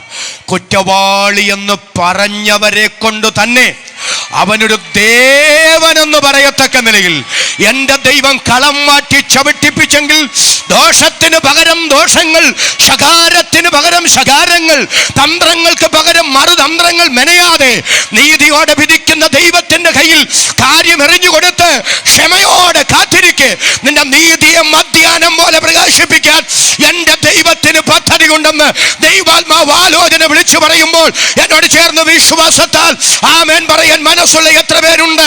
കരമുയർത്തി, ശബ്ദമുയർത്തി ഇന്ന് മകൾ ദൈവത്തിന് സ്തോത്രം ചെയ്യുക. ഇത് ചിലരോടുള്ള ദൈവ ശബ്ദമാകിയാൽ ഞാൻ ദൈവത്തെ സ്തുതിക്കുന്നു.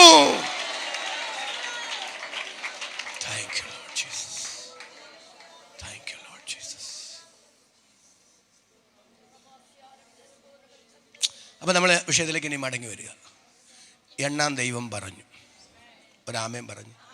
എന്തിനാ എണ്ണാൻ പറഞ്ഞ്? 6,35,550 എണ്ണത്തെ എണ്ണാൻ പറഞ്ഞ് എന്തിനാണെന്നറിയാവോ? ഇതിൽ ഒന്നിനെ പോലും തരത്തില്ലെന്ന് പറഞ്ഞതാ ഫറവോൻ. എന്നാൽ എത്ര അത്ഭുതകരമായിട്ടാ ആ തലമുറയെ മിസ്രൈമിൽ നിന്ന് ദൈവം കൊണ്ടുവന്നതെന്ന് തിരിച്ചറിഞ്ഞ് അധരം തുറന്ന് ദൈവത്തിന് സ്തോത്രം ചെയ്യാൻ, പരമാർത്ഥതയോടെ ദൈവത്തെ സേവിക്കാൻ, അതൊരു ഊർജമായി മാറേണ്ടതിനാണ് ദൈവം എണ്ണാൻ പറഞ്ഞത്. ഇനി അടുത്ത ഭാഗം നിങ്ങൾ വെടിച്ചെന്ന് വായിച്ചോണം. സംഖ്യ 21 ഇപ്പോൾ വായിക്കണം. ശൂരസേന സീനായി അക്കാബ കടലിടുക്ക് വഴി കാദേശ് പറഞ്ഞ് ചുറ്റി ജനം മോവാബ് സമഭൂമിയിലെത്തി. യോർദാന് സമീപത്തുള്ള മോവാബ് സമഭൂമിയിലെത്തി. അന്ന് അഹരോനില്ല, മോശയും എലയാസറുമാണ്.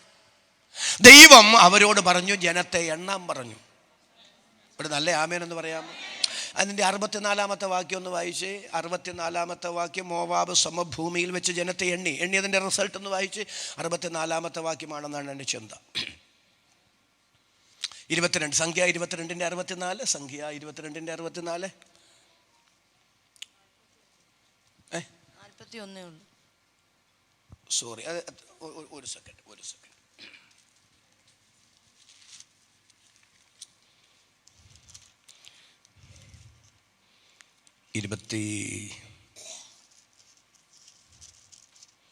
22ൻ്റെ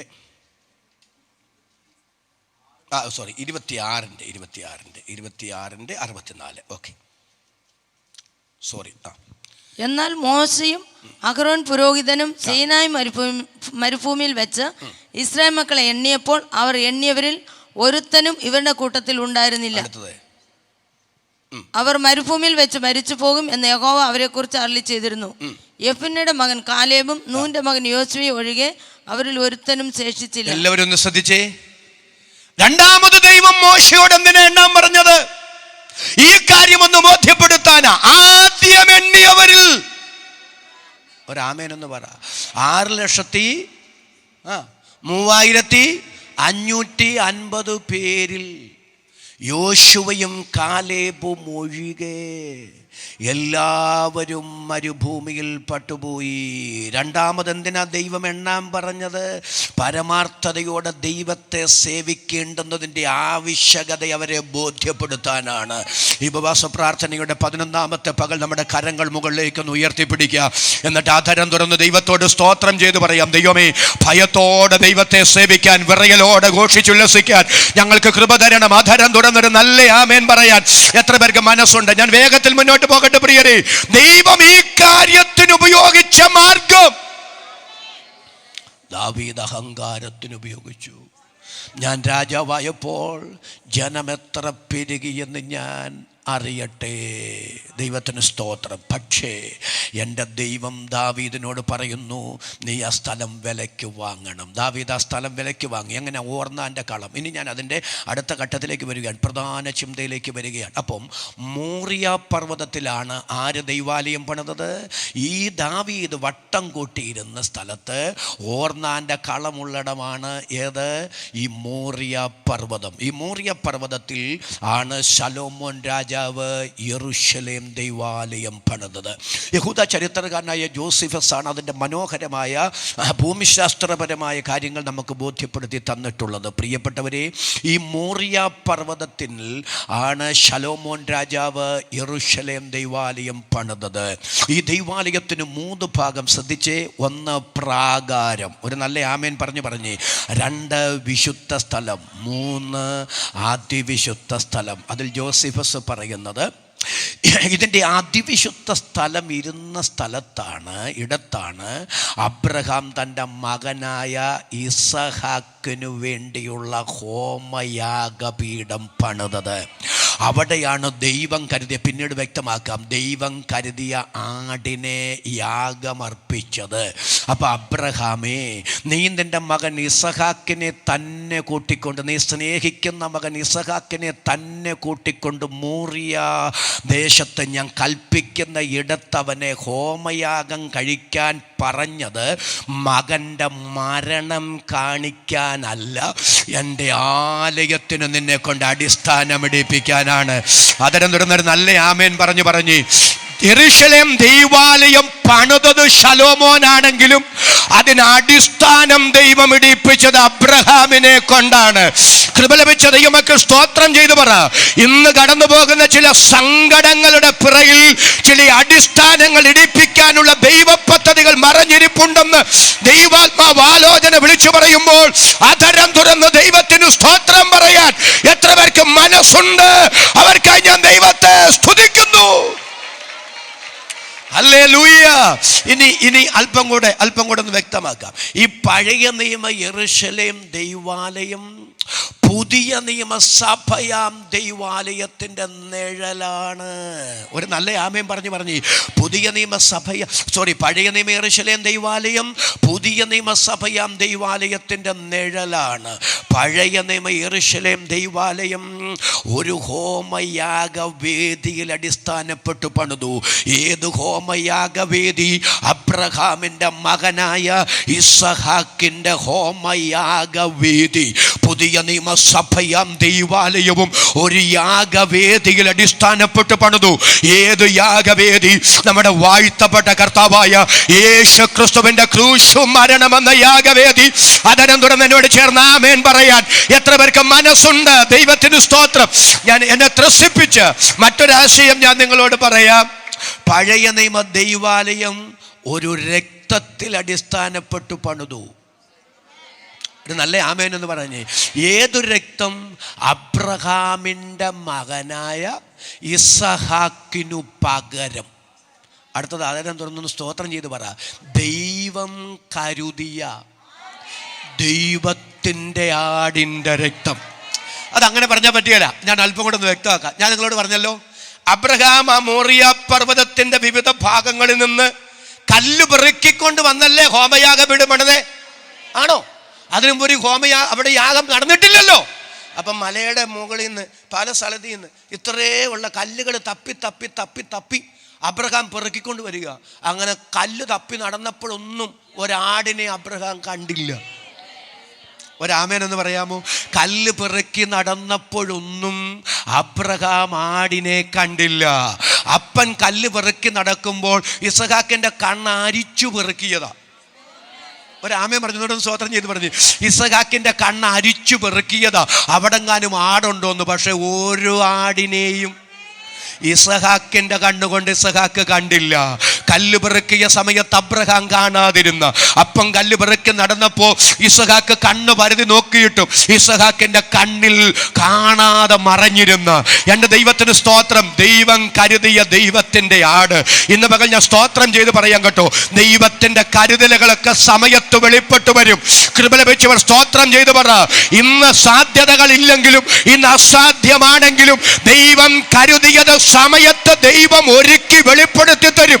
കൃപ ലഭിച്ചവർ ആധാരം തുറന്നൊന്ന് സ്തോത്രം ചെയ്തു പറ. ദൈവം ഒരുക്കിയത് സമയത്ത് വെളിപ്പെടുത്തി തരാൻ എൻ്റെ ദൈവം വിശ്വസ്തൻ. അവൻ നിങ്ങൾക്കായി കരുതുന്നതാകയാൽ കരമുയർത്തി സ്തോത്രം ചെയ്തു പറ.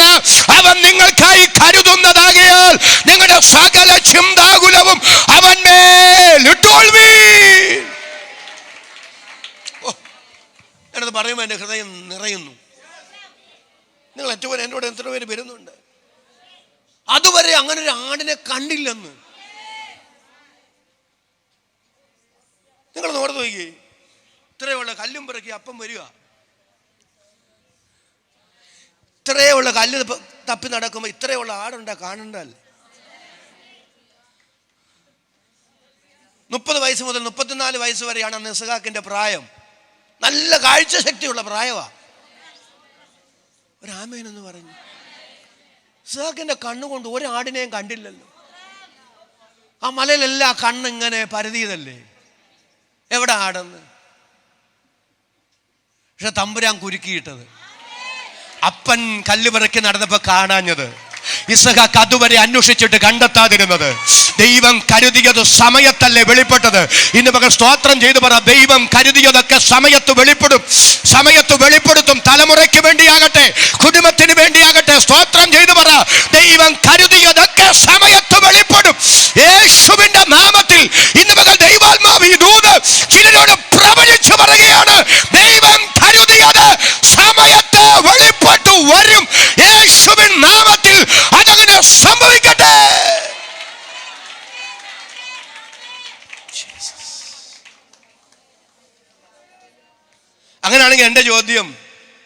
പിന്നെ ഇപ്പൊ എവിടെ നിന്ന് വന്നാ?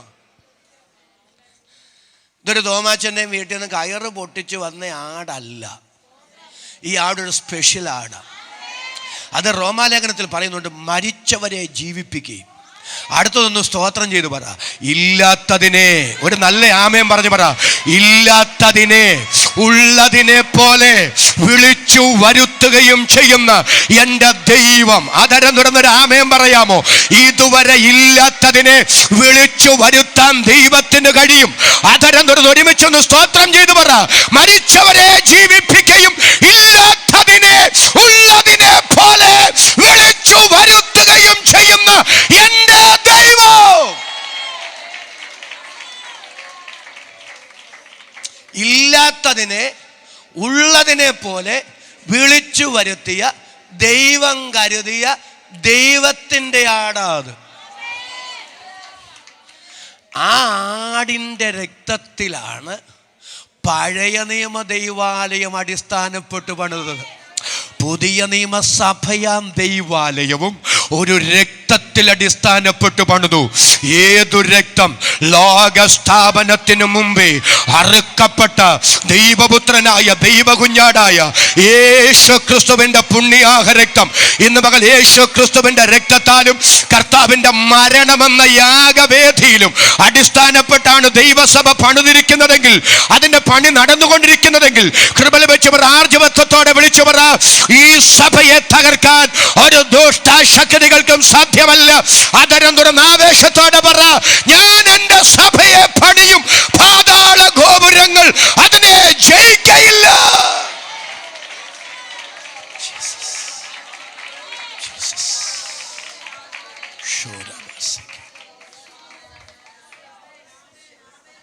വിശ്വാസികളുടെ പിതാവേ, ഒരാമേനെന്ന് പറ.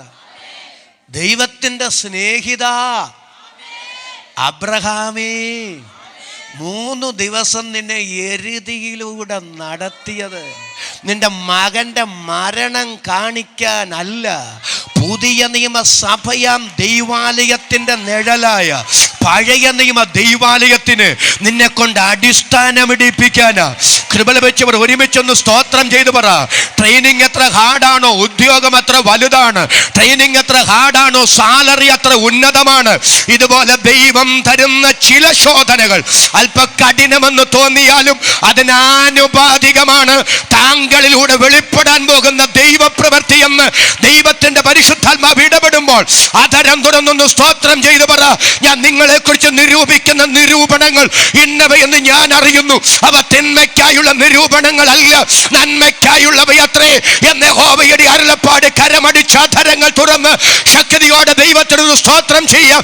ഇന്ന് മകൾ ദൈവാത്മാവ് ചിലരോട് ഇടപെടുന്നു. ഈ ശോധനകളുടെ പിറകിൽ, ഈ വേദനകളുടെ പിറകിൽ, ഈ സങ്കടങ്ങളുടെ പിറകിൽ തിന്മയ്ക്കല്ല നന്മയ്ക്ക് എന്റെ ദൈവത്തിനൊരു പദ്ധതിയുണ്ടെന്ന് പരിശുദ്ധാത്മാവ് അതിശക്തമായി ചിലരോട് സംസാരിക്കുന്നു.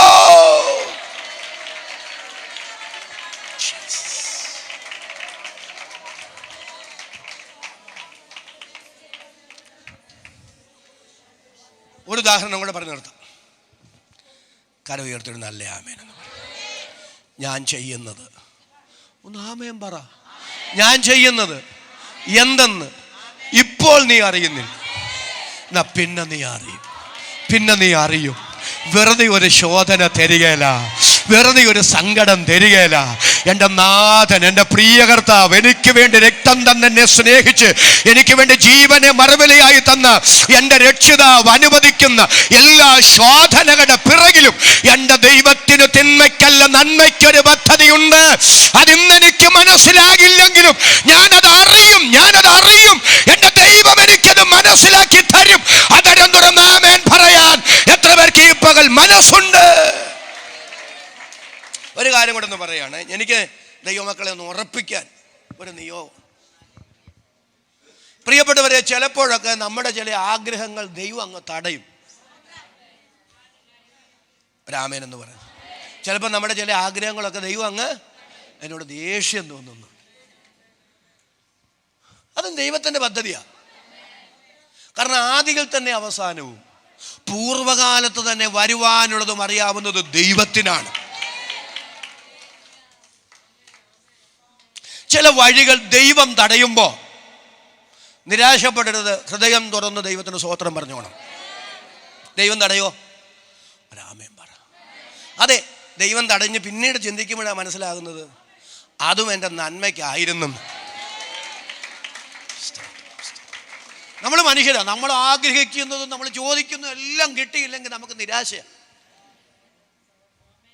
പക്ഷെ ദൈവം ചില വഴികൾ അടയ്ക്കും. വീണ്ടും ചെന്ന് വായിച്ചാൽ മതി. 1 ശമൂവേലിന്റെ പുസ്തകമാണ് 29 അധ്യായങ്ങൾ. ഇസ്രായേലിനും ഫെലിസ്ത്യനും തമ്മിൽ യുദ്ധം നടക്കുക. ദാവീദ് ആക്കീശിന്റെ ആശ്രിതനായി ഒരു നല്ല ആമയും പറഞ്ഞു സിക്ലാഗിൽ പാർക്കുക. സിക്ലാഗിൽ പാർക്കുമ്പോൾ ഈ ദാവീദിനൊരാഗ്രഹം, ആക്കീശിനെ ഒന്ന് സന്തോഷിപ്പിക്കണം. അപ്പൊ ഇസ്രായേലുമായിട്ട് യുദ്ധം നടക്കുകയല്ലേ, ശൗലിനോട് പ്രതികാരം ചെയ്യാൻ കിട്ടിയൊരു അവസരം. അതുകൊണ്ട് ഈ 600 പേരും ദാവീദും കൂടെ ആക്കീശിന്റെ കൂടെ യുദ്ധം ചെയ്യാൻ, അവരുടെ കൂടെ യുദ്ധം ഇസ്രായേലിനെതിരെ ചെയ്യാനായിട്ട് പോവുകയാണ്. അങ്ങനെ അവിടെ ചെന്ന് യുദ്ധം ചെയ്യാനായിട്ട് ആക്കീശിന്റെ കൂടെ കൂടിയപ്പം ദൈവം എത്ര വിശ്വസ്തനാണെന്നറിയാവും. ആക്കീശിന്റെ പ്രഭുക്കന്മാർ ചോദിച്ചു, ആരെ കൊണ്ടാ പോകുന്നത്? ആക്കീശ് പറഞ്ഞു ഇവൻ. അപ്പം ഈ ഭൃത്യന്മാർ തിരിച്ചു നോക്കി, ഇവൻ ആരാന്നറിയാവോ? ഒരാമേനൊന്ന് പറ. ഇവനാ നമ്മുടെ മല്ലം ഗോലിയാത്തിനെ കൊന്നവൻ. അങ്ങനെ തന്നെ ഒരു പദം എഴുതിയിട്ടുണ്ട്. പണ്ട് അവർ പാടി, ഇസ്രായേൽ കന്യകമാർ പാടിയ പാട്ട് ഓർക്കുന്നുണ്ടോ? ശൗൽ 1000 കൊന്നു, അന്ന് അവൻ അവൻ്റെ യജമാനെ പ്രീതിപ്പെടുത്തിയത് ഗോലിയാത്തിനെ കൊന്ന് തല കൊടുത്തിട്ടാ. ഇപ്പം അവൻ യജമാനെ പ്രീതിപ്പെടുത്താൻ പോകുന്നത് യുദ്ധത്തിന് കൂടെ നമ്മുടെ കൂടെ വന്ന് യുദ്ധം മുറുകുമ്പോൾ മറുകണ്ഠം ചാടും. ഒരു നല്ല ആമേനെന്ന് പറഞ്ഞു. യുദ്ധം മുറുകുമ്പോൾ മറുകണ്ഠം. പക്ഷെ എന്നെ അത്ഭുതപ്പെടുത്തിയൊരു കാര്യം, എൻ്റെ പ്രിയരെ, ഇവർക്കിതെല്ലാം അറിയാം. എന്നാ അറിയാം? ഗോലിയാത്തിനെ കൊന്നത് ഇവനാന്ന് ഇസ്രായേൽ കന്യകമാർ പാടിയ പാട്ടും എല്ലാം അറിയാം. ഇപ്പം ഇവരുടെ നാട്ടിലാണ്. സത്യം പറയാം, പ്രതികാരം ചെയ്യാനാണെങ്കിൽ എന്തൊരവസരമാണ് അല്ലേ? പക്ഷെ പ്രതികാരം ചെയ്യാൻ അവർക്ക് തോന്നിയില്ലെന്നെ പറയുന്നതിനേക്കാൾ ദൈവം അനുവദിച്ചില്ല. ഞാനൊരു കാര്യം പറയാം, ദൈവം അനുവദിക്കാതെ, ഒരു നല്ല ആമേൻ പറ, ദൈവം അനുവദിക്കാതെ ഒരു ശക്തി നമുക്കെതിരെ ചലിക്കുകയില്ല. ശത്രുവിൻ്റെ പാളയത്തിനകത്തും നമ്മെ സുരക്ഷിതമായി കാക്കുന്നൊരു ദൈവമുണ്ടെന്ന് ഇന്ന് പകൽ ഉറപ്പുണ്ടെങ്കിൽ, ആ ഉറപ്പുള്ള ദൈവമക്കൾ കരമുയർത്തി ഒരിക്കൽ കൂടെ സ്തോത്രം ചെയ്തു പറ, ദൈവം വിശ്വസ്തൻ. എന്നെ പരിശുദ്ധാത്മാവ് ധൈര്യപ്പെടുന്ന ഒരു ദൂതിയാ പറയാം. ഒന്നൊന്ന് പറയാം, ഉറപ്പിക്കാൻ നിങ്ങളെ. ശിംശോന്റെ ശക്തി എവിടാ? മുടി. ഫെലിസ്ത്യർ വന്ന് അവൻ്റെ മുടിയെല്ലാം കളഞ്ഞല്ലേ? പക്ഷെ നമ്മൾ തിരുവെഴുത്ത് വായിക്കുന്നത് അവൻ്റെ കണ്ണ് അവരെ കുത്തിപ്പൊട്ടിച്ചു. ശിംശോന്റെ കണ്ണല്ലേ പോയിട്ടുള്ളൂ, അവരുടെ കണ്ണിന് ഒരു കുഴപ്പമില്ലല്ലോ. ബൾബ് പോലെ അവരുടെ കണ്ണ്, ബുദ്ധിക്കൊന്നും ഒരു കുഴപ്പമില്ല. അപ്പൊ ശിംശോനെ അവർ അപകടകാരിയാകും. എപ്പോൾ ശിംശോൻ അപകടകാരിയാകും? അപ്പൊ എവിടേക്കാണ് അവർ ശ്രദ്ധിക്കേണ്ടത് അല്ലേ? പക്ഷെ തിരുവെഴുത്തിൽ ഇങ്ങനെ വായിക്കുന്നു, ശിംശോന്റെ മുടി വീണ്ടും വളർന്നു തുടങ്ങി. എവിടെ? ഇവന്റെ മുടിയിലാണ് ശക്തി എന്നറിയാവുന്ന, ഇവന്റെ മുടി വളർന്നാൽ ഇവൻ അപകടകാരിയാകുമെന്ന് അറിയാവുന്ന ദൈവത്തിന് സ്തോത്രം. ശിംശോൻ മറ്റൊരിടത്തല്ല, ഇവരുടെ തടവറയിലാണ്, ഇവരുടെ കസ്റ്റഡിയിലാണ്. ഇവരുടെ കസ്റ്റഡിയിലായിരുന്നിട്ടും അവർക്ക് ബുദ്ധി ഉണ്ടായിരുന്നിട്ടും അവരുടെ കണ്ണു തുറന്നിരുന്നിട്ടും ശിംശോനെ ഒന്നുകൂടെ മാനിക്കാം ദൈവത്തിന് പദ്ധതി ഉണ്ടായിരുന്നത് കൊണ്ട് ഫെലിസ്ത്യരുടെ ബുദ്ധിയെ അഫലമാക്കി തന്റെ ഭക്തനെ ദൈവം അവിടെ കരുതിയെങ്കിൽ, ദൈവം സംരക്ഷിച്ചെങ്കിൽ, ഇന്ന് പകൽ സ്തോത്രം ചെയ്ത് ഞാൻ ആത്മാവിനെ ദൂത് വിളിച്ചു പറയുകയാണ്, ഏത് ശക്തികൾ നിനക്കെതിരെ എന്തെല്ലാം തന്ത്രങ്ങൾ മെനഞ്ഞാലും അവിടെയും സുരക്ഷിതമായി കരുതുന്ന ഒരു ദൈവിക പദ്ധതി ഉണ്ടെന്ന് ആമേൻ പറഞ്ഞു സ്തോത്രത്തോടെ പറയാൻ എത്ര പേർക്ക് മനസ്സുണ്ട്? അവർക്കായി ഞാൻ ദൈവത്തെ സ്തുതിക്കുന്നു.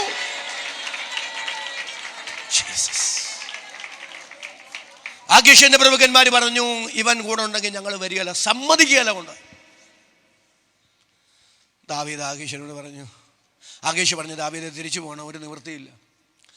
ആത്മാഭിമാനത്തിന് മുറിവേറ്റു ദാവീദിന്റെ, കാരണം അവർ തെറ്റിദ്ധരിച്ചു. ദാവീദ് പറഞ്ഞു, പൊന്ന യജമാനെ അങ്ങനെ പറയല്ലേ. പക്ഷെ ആകീശ് പറഞ്ഞു, നിന്നെ എനിക്കൊരു ദൈവദൂതനെ പോലെ ബോധിച്ചു. വന്ന നാൾ മുതൽ നീ എന്ത് വിശ്വസ്തയോടെ എന്നെ സേവിക്കുന്നു, പക്ഷെ നിർവാഹമില്ല, തിരിച്ചു പോകണം. ഒരാമേൻ പറ. ദാവീദ് അങ്ങനെ തിരിച്ചു പോന്നു. പക്ഷെ എൻ്റെ ചോദ്യം, ഫെലിസ്ത്യ പ്രഭുക്കന്മാരെ കൊണ്ട് ആ വഴി അടപ്പിച്ചത് ആരാ? ഒരു നല്ല ആമേൻ പറ. ആ വഴി അടച്ചത് സർവശക്തനാ. എന്തിനാ വഴി അടച്ചെന്നറിയാം? 3-ാം ദിവസമാണ് ദാവീദും 600 പേരും തിരിച്ച് സിക്ലാഗിലെത്തിയത്. തിരിച്ച് സിക്ലാഗിലെത്തിയപ്പോഴാണ് അറിയുന്നത് ആ പട്ടണം മുഴുവൻ തീ വെച്ച് നശിപ്പിക്കപ്പെട്ടു. അവൻ്റെയും കൂടെയുള്ളവരുടെയും ഭാര്യമാരെയും ആടുമാടുകളെയും സമ്പത്തിനെയും എല്ലാം അമാലേക്കർ അപഹരിച്ചു കൊണ്ടുപോയി. ഒരു നല്ല ആമേൻ പറ. ദാവീദ് ആ യുദ്ധത്തിന് പോയിരുന്നെങ്കിലോ? ഹലോ, 3-ാം ദിവസം മടങ്ങി വന്നില്ലേ? ഞാൻ ആ പരീക്ഷയെ പിന്തുടരണമെന്ന് ചോദിച്ചില്ലേ? ദൈവം പറഞ്ഞില്ലേ? പോകാൻ പറഞ്ഞില്ലേ? നഷ്ടപ്പെട്ടതെല്ലാം ദൈവം തിരിച്ചു കൊടുത്തില്ലേ? അതിലേക്ക് ഞാൻ വരുന്നുണ്ട്. ഞാൻ ചോദിക്കുന്നു, യുദ്ധത്തിന് പോയിരുന്നെങ്കിലോ? യുദ്ധത്തിന് പോയിരുന്നെങ്കിലോ? ആഴ്ചകളോ മാസങ്ങളോ കഴിഞ്ഞല്ലേ മടങ്ങി വരികയുള്ളൂ. മടങ്ങി വരുന്ന സമയത്ത് നഷ്ടപ്പെട്ടത് വല്ലതും തിരിച്ചു കിട്ടുമോ? ദാവീദേ, നീ ആക്കീശിൻ്റെ കൂടെ യുദ്ധത്തിന് പോകാൻ തത്രപ്പെടുമ്പോൾ ഇപ്പുറത്ത് സംഭവിച്ച നഷ്ടങ്ങൾ എത്ര ഭയാനകമാണെന്ന് നീ അറിഞ്ഞില്ല. എന്നാൽ നഷ്ടപ്പെട്ടതൊന്നും എന്നേക്കും നിനക്ക് നഷ്ടപ്പെടാതിരിക്കാൻ, നഷ്ടപ്പെട്ടത് നിനക്ക് തിരിച്ചു തരാൻ നിന്നോട് വിശ്വസ്തത തോന്നിയ ദൈവം ആ വഴി ആക്കീശിന്റെ പ്രഭുക്കന്മാരെ കൊണ്ട് അടപ്പിച്ചതാണെങ്കിൽ ഇന്ന് പകൽ ദൈവാത്മാവ് സ്തോത്രം ചെയ്ത് പറയുന്നു, നഷ്ടപ്പെട്ടത് നീ ഓർത്ത് ഭാരപ്പെടണ്ട.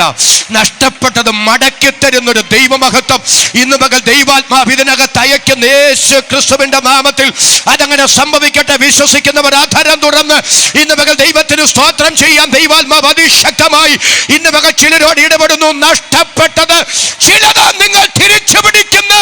നഷ്ടപ്പെട്ട ചിലത് നിങ്ങൾക്ക് മടക്കി കിട്ടുന്ന ഒരു ദൈവമഹത്വമുണ്ടെന്ന് കർത്താവ് ഇടപെടുകയാണ്.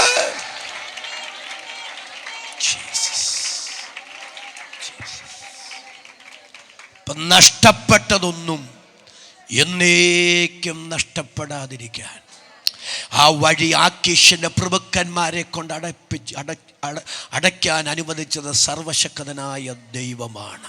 ഇനി അടുത്തത് നിങ്ങളൊന്ന് സ്തോത്രം ചെയ്ത് എൻ്റെ കൂടെ വരണം കേട്ടോ. ആ പോകുന്ന പോക്കിൽ ദൈവം എത്ര വിശ്വസ്തനാണ്. അവിടെ ഉണ്ടായിരുന്ന ആ കൂട്ടത്തിലുണ്ടായിരുന്ന ഒരുവൻ്റെ ദാസൻ അല്ലേ, അവൻ ദീനം വന്ന് വയലിൽ കിടക്കുകയാണ്. ദാവീദിൻ്റെ കൂടെയുള്ളവർ അവനെ കണ്ടു. അവനെ കണ്ടിട്ട് ദാവീദിനോട് പറയുമ്പോൾ അവന് അപ്പവും വീഞ്ഞും ഉണക്ക മുന്തിരിക്കുലയും ദൈവത്തിന് സ്തോത്രം അത്തി അടയും ഒക്കെ കൊടുത്തു. അവൻ ഉയർ വീണു.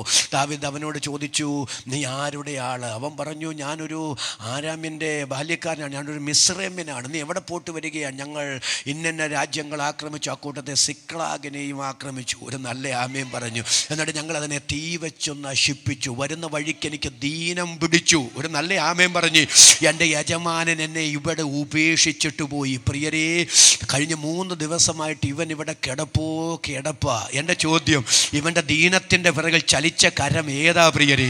അവനെ ഉപേക്ഷിക്കാൻ അവൻ്റെ യജമാനനെ കൊണ്ട് തോന്നിപ്പിച്ചതിൻ്റെ പിന്നിൽ പ്രവർത്തിച്ചത് ഏത് ശക്തിയാ പ്രിയപ്പെട്ടവരെ? ഇന്ന് പകൽ ദൈവത്തിന് സ്തോത്രം പറ. ദൈവം വിശ്വസ്തൻ, ദൈവം വിശ്വസ്തൻ, ദൈവം വിശ്വസ്തൻ. എല്ലാവരും ആധരങ്ങൾ തുറന്നൊന്ന് സ്തോത്രം ചെയ്തു പറ. പരീക്ഷയോടുകൂടെ പോക്ക് വഴിയും ഒരുക്കുന്ന എൻ്റെ ദൈവം വിശ്വസ്തൻ, എൻ്റെ ദൈവം വിശ്വസ്തൻ. എല്ലാ നിരാശയും മാറട്ടെ, എല്ലാ ടെൻഷനും മാറട്ടെ. ചിലരുടെ ചോദ്യങ്ങൾക്ക് ഇന്ന് പകൽ ദൈവാത്മാവ് മറുപടി വരികയാണ്. ഈ പദം ആധാരം തുറന്ന് ആവർത്തിച്ച് സ്തോത്രം ചെയ്തു പറ. എൻ്റെ ദൈവം വിശ്വസ്തൻ, എൻ്റെ ദൈവം വിശ്വസ്തൻ, എൻ്റെ ദൈവം വിശ്വസ്തൻ. ദാവീദ് ചോദിക്കുന്നു, ആ പരീക്ഷയുടെ അവരെ പിന്തുടരാൻ അവരുടെ അടുക്കലേക്കുള്ള വഴി കാണിച്ചു തരാമോ? അവൻ പറഞ്ഞു, എന്നെ കൊല്ലുകയോ എൻ്റെ യജമാനൻ്റെ കയ്യിൽ എന്നെ ഏൽപ്പിച്ചു കൊടുക്കാതിരിക്കുകയോ ചെയ്യാമെങ്കിൽ ഞാൻ വഴി കാണിച്ചു തരാം. അപ്പൊ അവനെ അവിടെ വഴികാട്ടിയായിട്ട് ദൈവം വെച്ചില്ലേ? ദാവീദേ, ഒരു വഴി ദൈവം അടച്ചപ്പോൾ മറു സൈഡിൽ ദൈവത്തിൻ്റെ വിശ്വസ്തത എത്ര വലുതാ. ഏതെങ്കിലും വഴി അടഞ്ഞു എന്നുള്ളത് കൊണ്ട് നിരാശപ്പെടേണ്ട പ്രിയരെ. നിങ്ങളുടെ നിരാശ മറക്കത്തക്ക നിലയിൽ എൻ്റെ ദൈവം എന്നെ സ്നേഹിക്കുന്നു, എൻ്റെ ദൈവം എന്നെ കരുതുന്നു, എൻ്റെ ദൈവത്തിന് എന്നോട് കരുണയുണ്ടെന്ന് നിങ്ങൾ സ്തോത്രം ചെയ്ത നിറകണ്ണുകളോടെ പറയത്തക്ക നിലയിൽ ചിലടത്ത് അപമാനിക്കപ്പെട്ടെങ്കിൽ, ചിലടത്ത് തല കുനിയപ്പെട്ടെങ്കിൽ, ചിലടത്ത് മനസ്സിന് മുറിവേറ്റെങ്കിൽ ആ മുറിവ് മറക്കത്തക്ക നിലയിൽ, ആ സങ്കടം മറക്കത്തക്ക നിലയിൽ ചില ദൈവിക കരുതലുകൾ മറു സൈഡിൽ ഉണ്ടെന്ന് ഇന്ന് പോസ്റ്റില്ലാത്ത ദൈവം വചനത്തിന്റെ പ്രവചന ദൂത് ഇതിനകത്ത് വിളിച്ചു പറയുമ്പോൾ എന്നോട് ചേർന്ന് വിശ്വാസത്താൽ ആമേൻ പറയാൻ എത്ര പേർക്ക് മനസ്സുണ്ട്?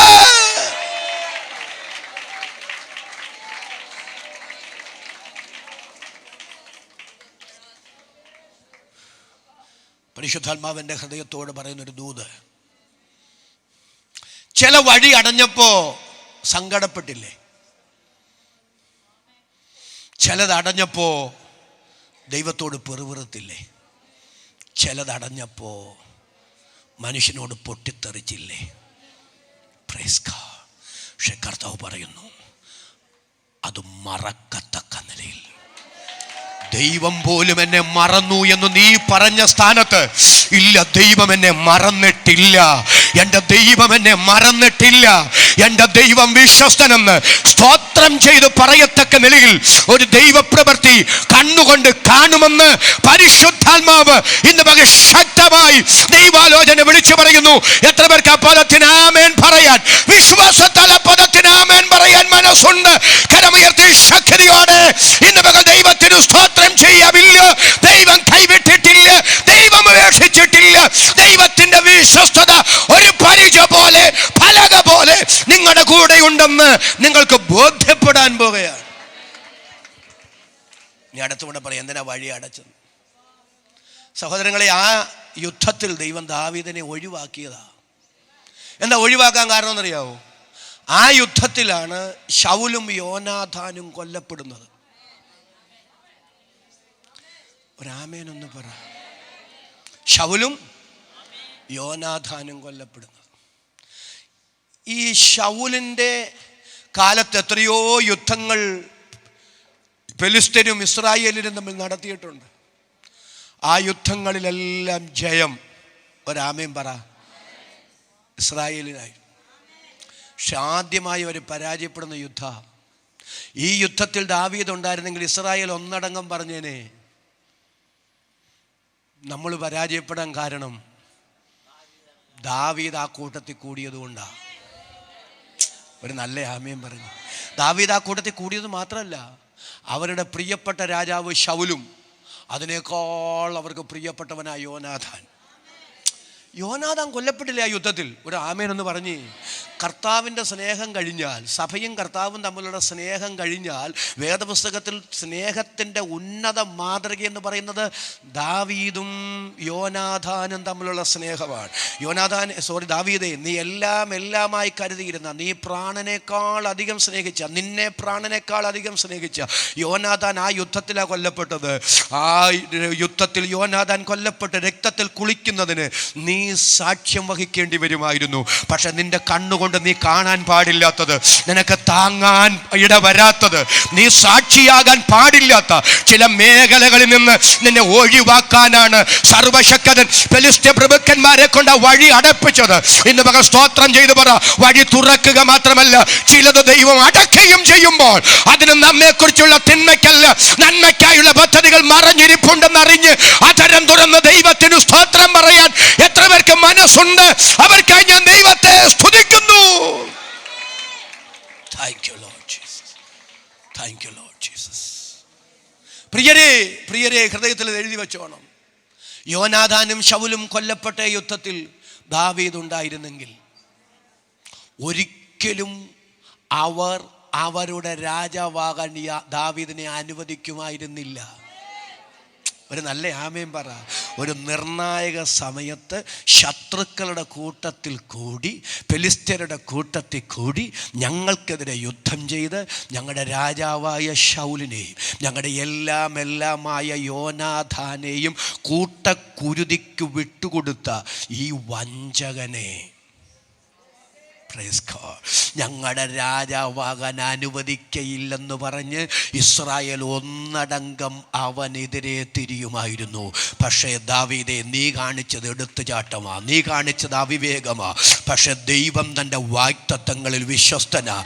നിന്നോട് ചോദിക്കാതെ, നീ ആവശ്യപ്പെടാതെ, നിന്റെ അപ്പൻ പോലും ആവശ്യപ്പെടാതെ, ലോകത്തിൽ മറ്റാരും ആവശ്യപ്പെടാതെ, കൃപയാൽ ശമൂവേലിനോട് ഞാൻ ഇശ്ശായിയുടെ വീട്ടിൽ ഒരു രാജ രാജാവിനെ കണ്ടിരിക്കുന്നു എന്ന് പറഞ്ഞ് കാട്ടിൽ കിടക്കുന്ന നിന്നെ വിളിച്ചു വരുത്തി, ആരോടും ചോദിക്കാതെ, ആരും ആവശ്യപ്പെടാതെ നിന്റെ തലയിൽ രാജകീയ അഭിഷേകം ഒഴിച്ച് നിന്നെ ഇസ്രായേലിന് പ്രഭുവാക്കി ഞാൻ അഭിഷേകം ചെയ്തിരിക്കുന്നു എന്ന് വാക്കു പറഞ്ഞ ദൈവമുണ്ടല്ലോ, തന്റെ വാഗ്ദത്തങ്ങളിൽ വിശ്വസ്തന.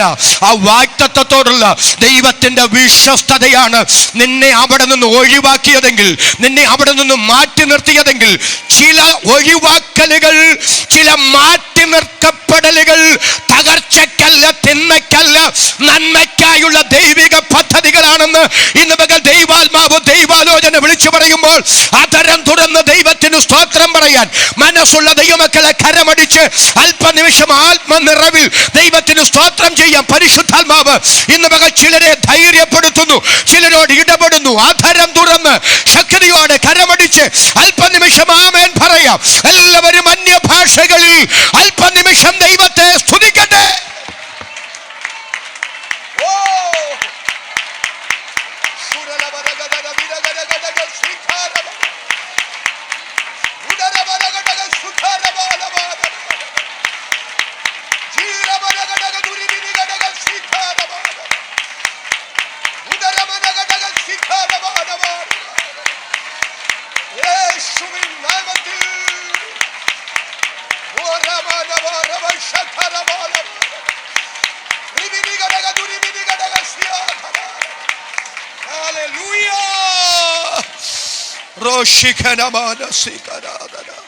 നമുക്കെല്ലാവർക്കും ദൈവസ്ഥലം എഴുന്നേറ്റ് നിൽക്കാം. ജീസസ്, എല്ലാവർക്കും ദൈവസ്ഥലം എഴുന്നേറ്റ് നിൽക്കാം. ഞാൻ ചെയ്യുന്നത് എന്തെന്ന് നീ ഇപ്പോൾ അറിയുന്നില്ല. ഞാൻ ചെയ്യുന്നത് എന്തെന്ന് നീ ഇപ്പോൾ അറിയുന്നില്ല. ഒരുമിച്ചൊന്ന് സ്തോത്രം ചെയ്ത് പറ, പിന്നെ നീ അറിയും. എൻ്റെ ദൈവം എൻ്റെ ജീവിതത്തിൽ ചെയ്യുന്നതെല്ലാം എൻ്റെ നന്മയ്ക്കാണ്, ഒന്നും എൻ്റെ തിന്മയ്ക്കല്ല. അതരം തുറന്നൊന്ന് സ്തോത്രം ചെയ്തു പറ.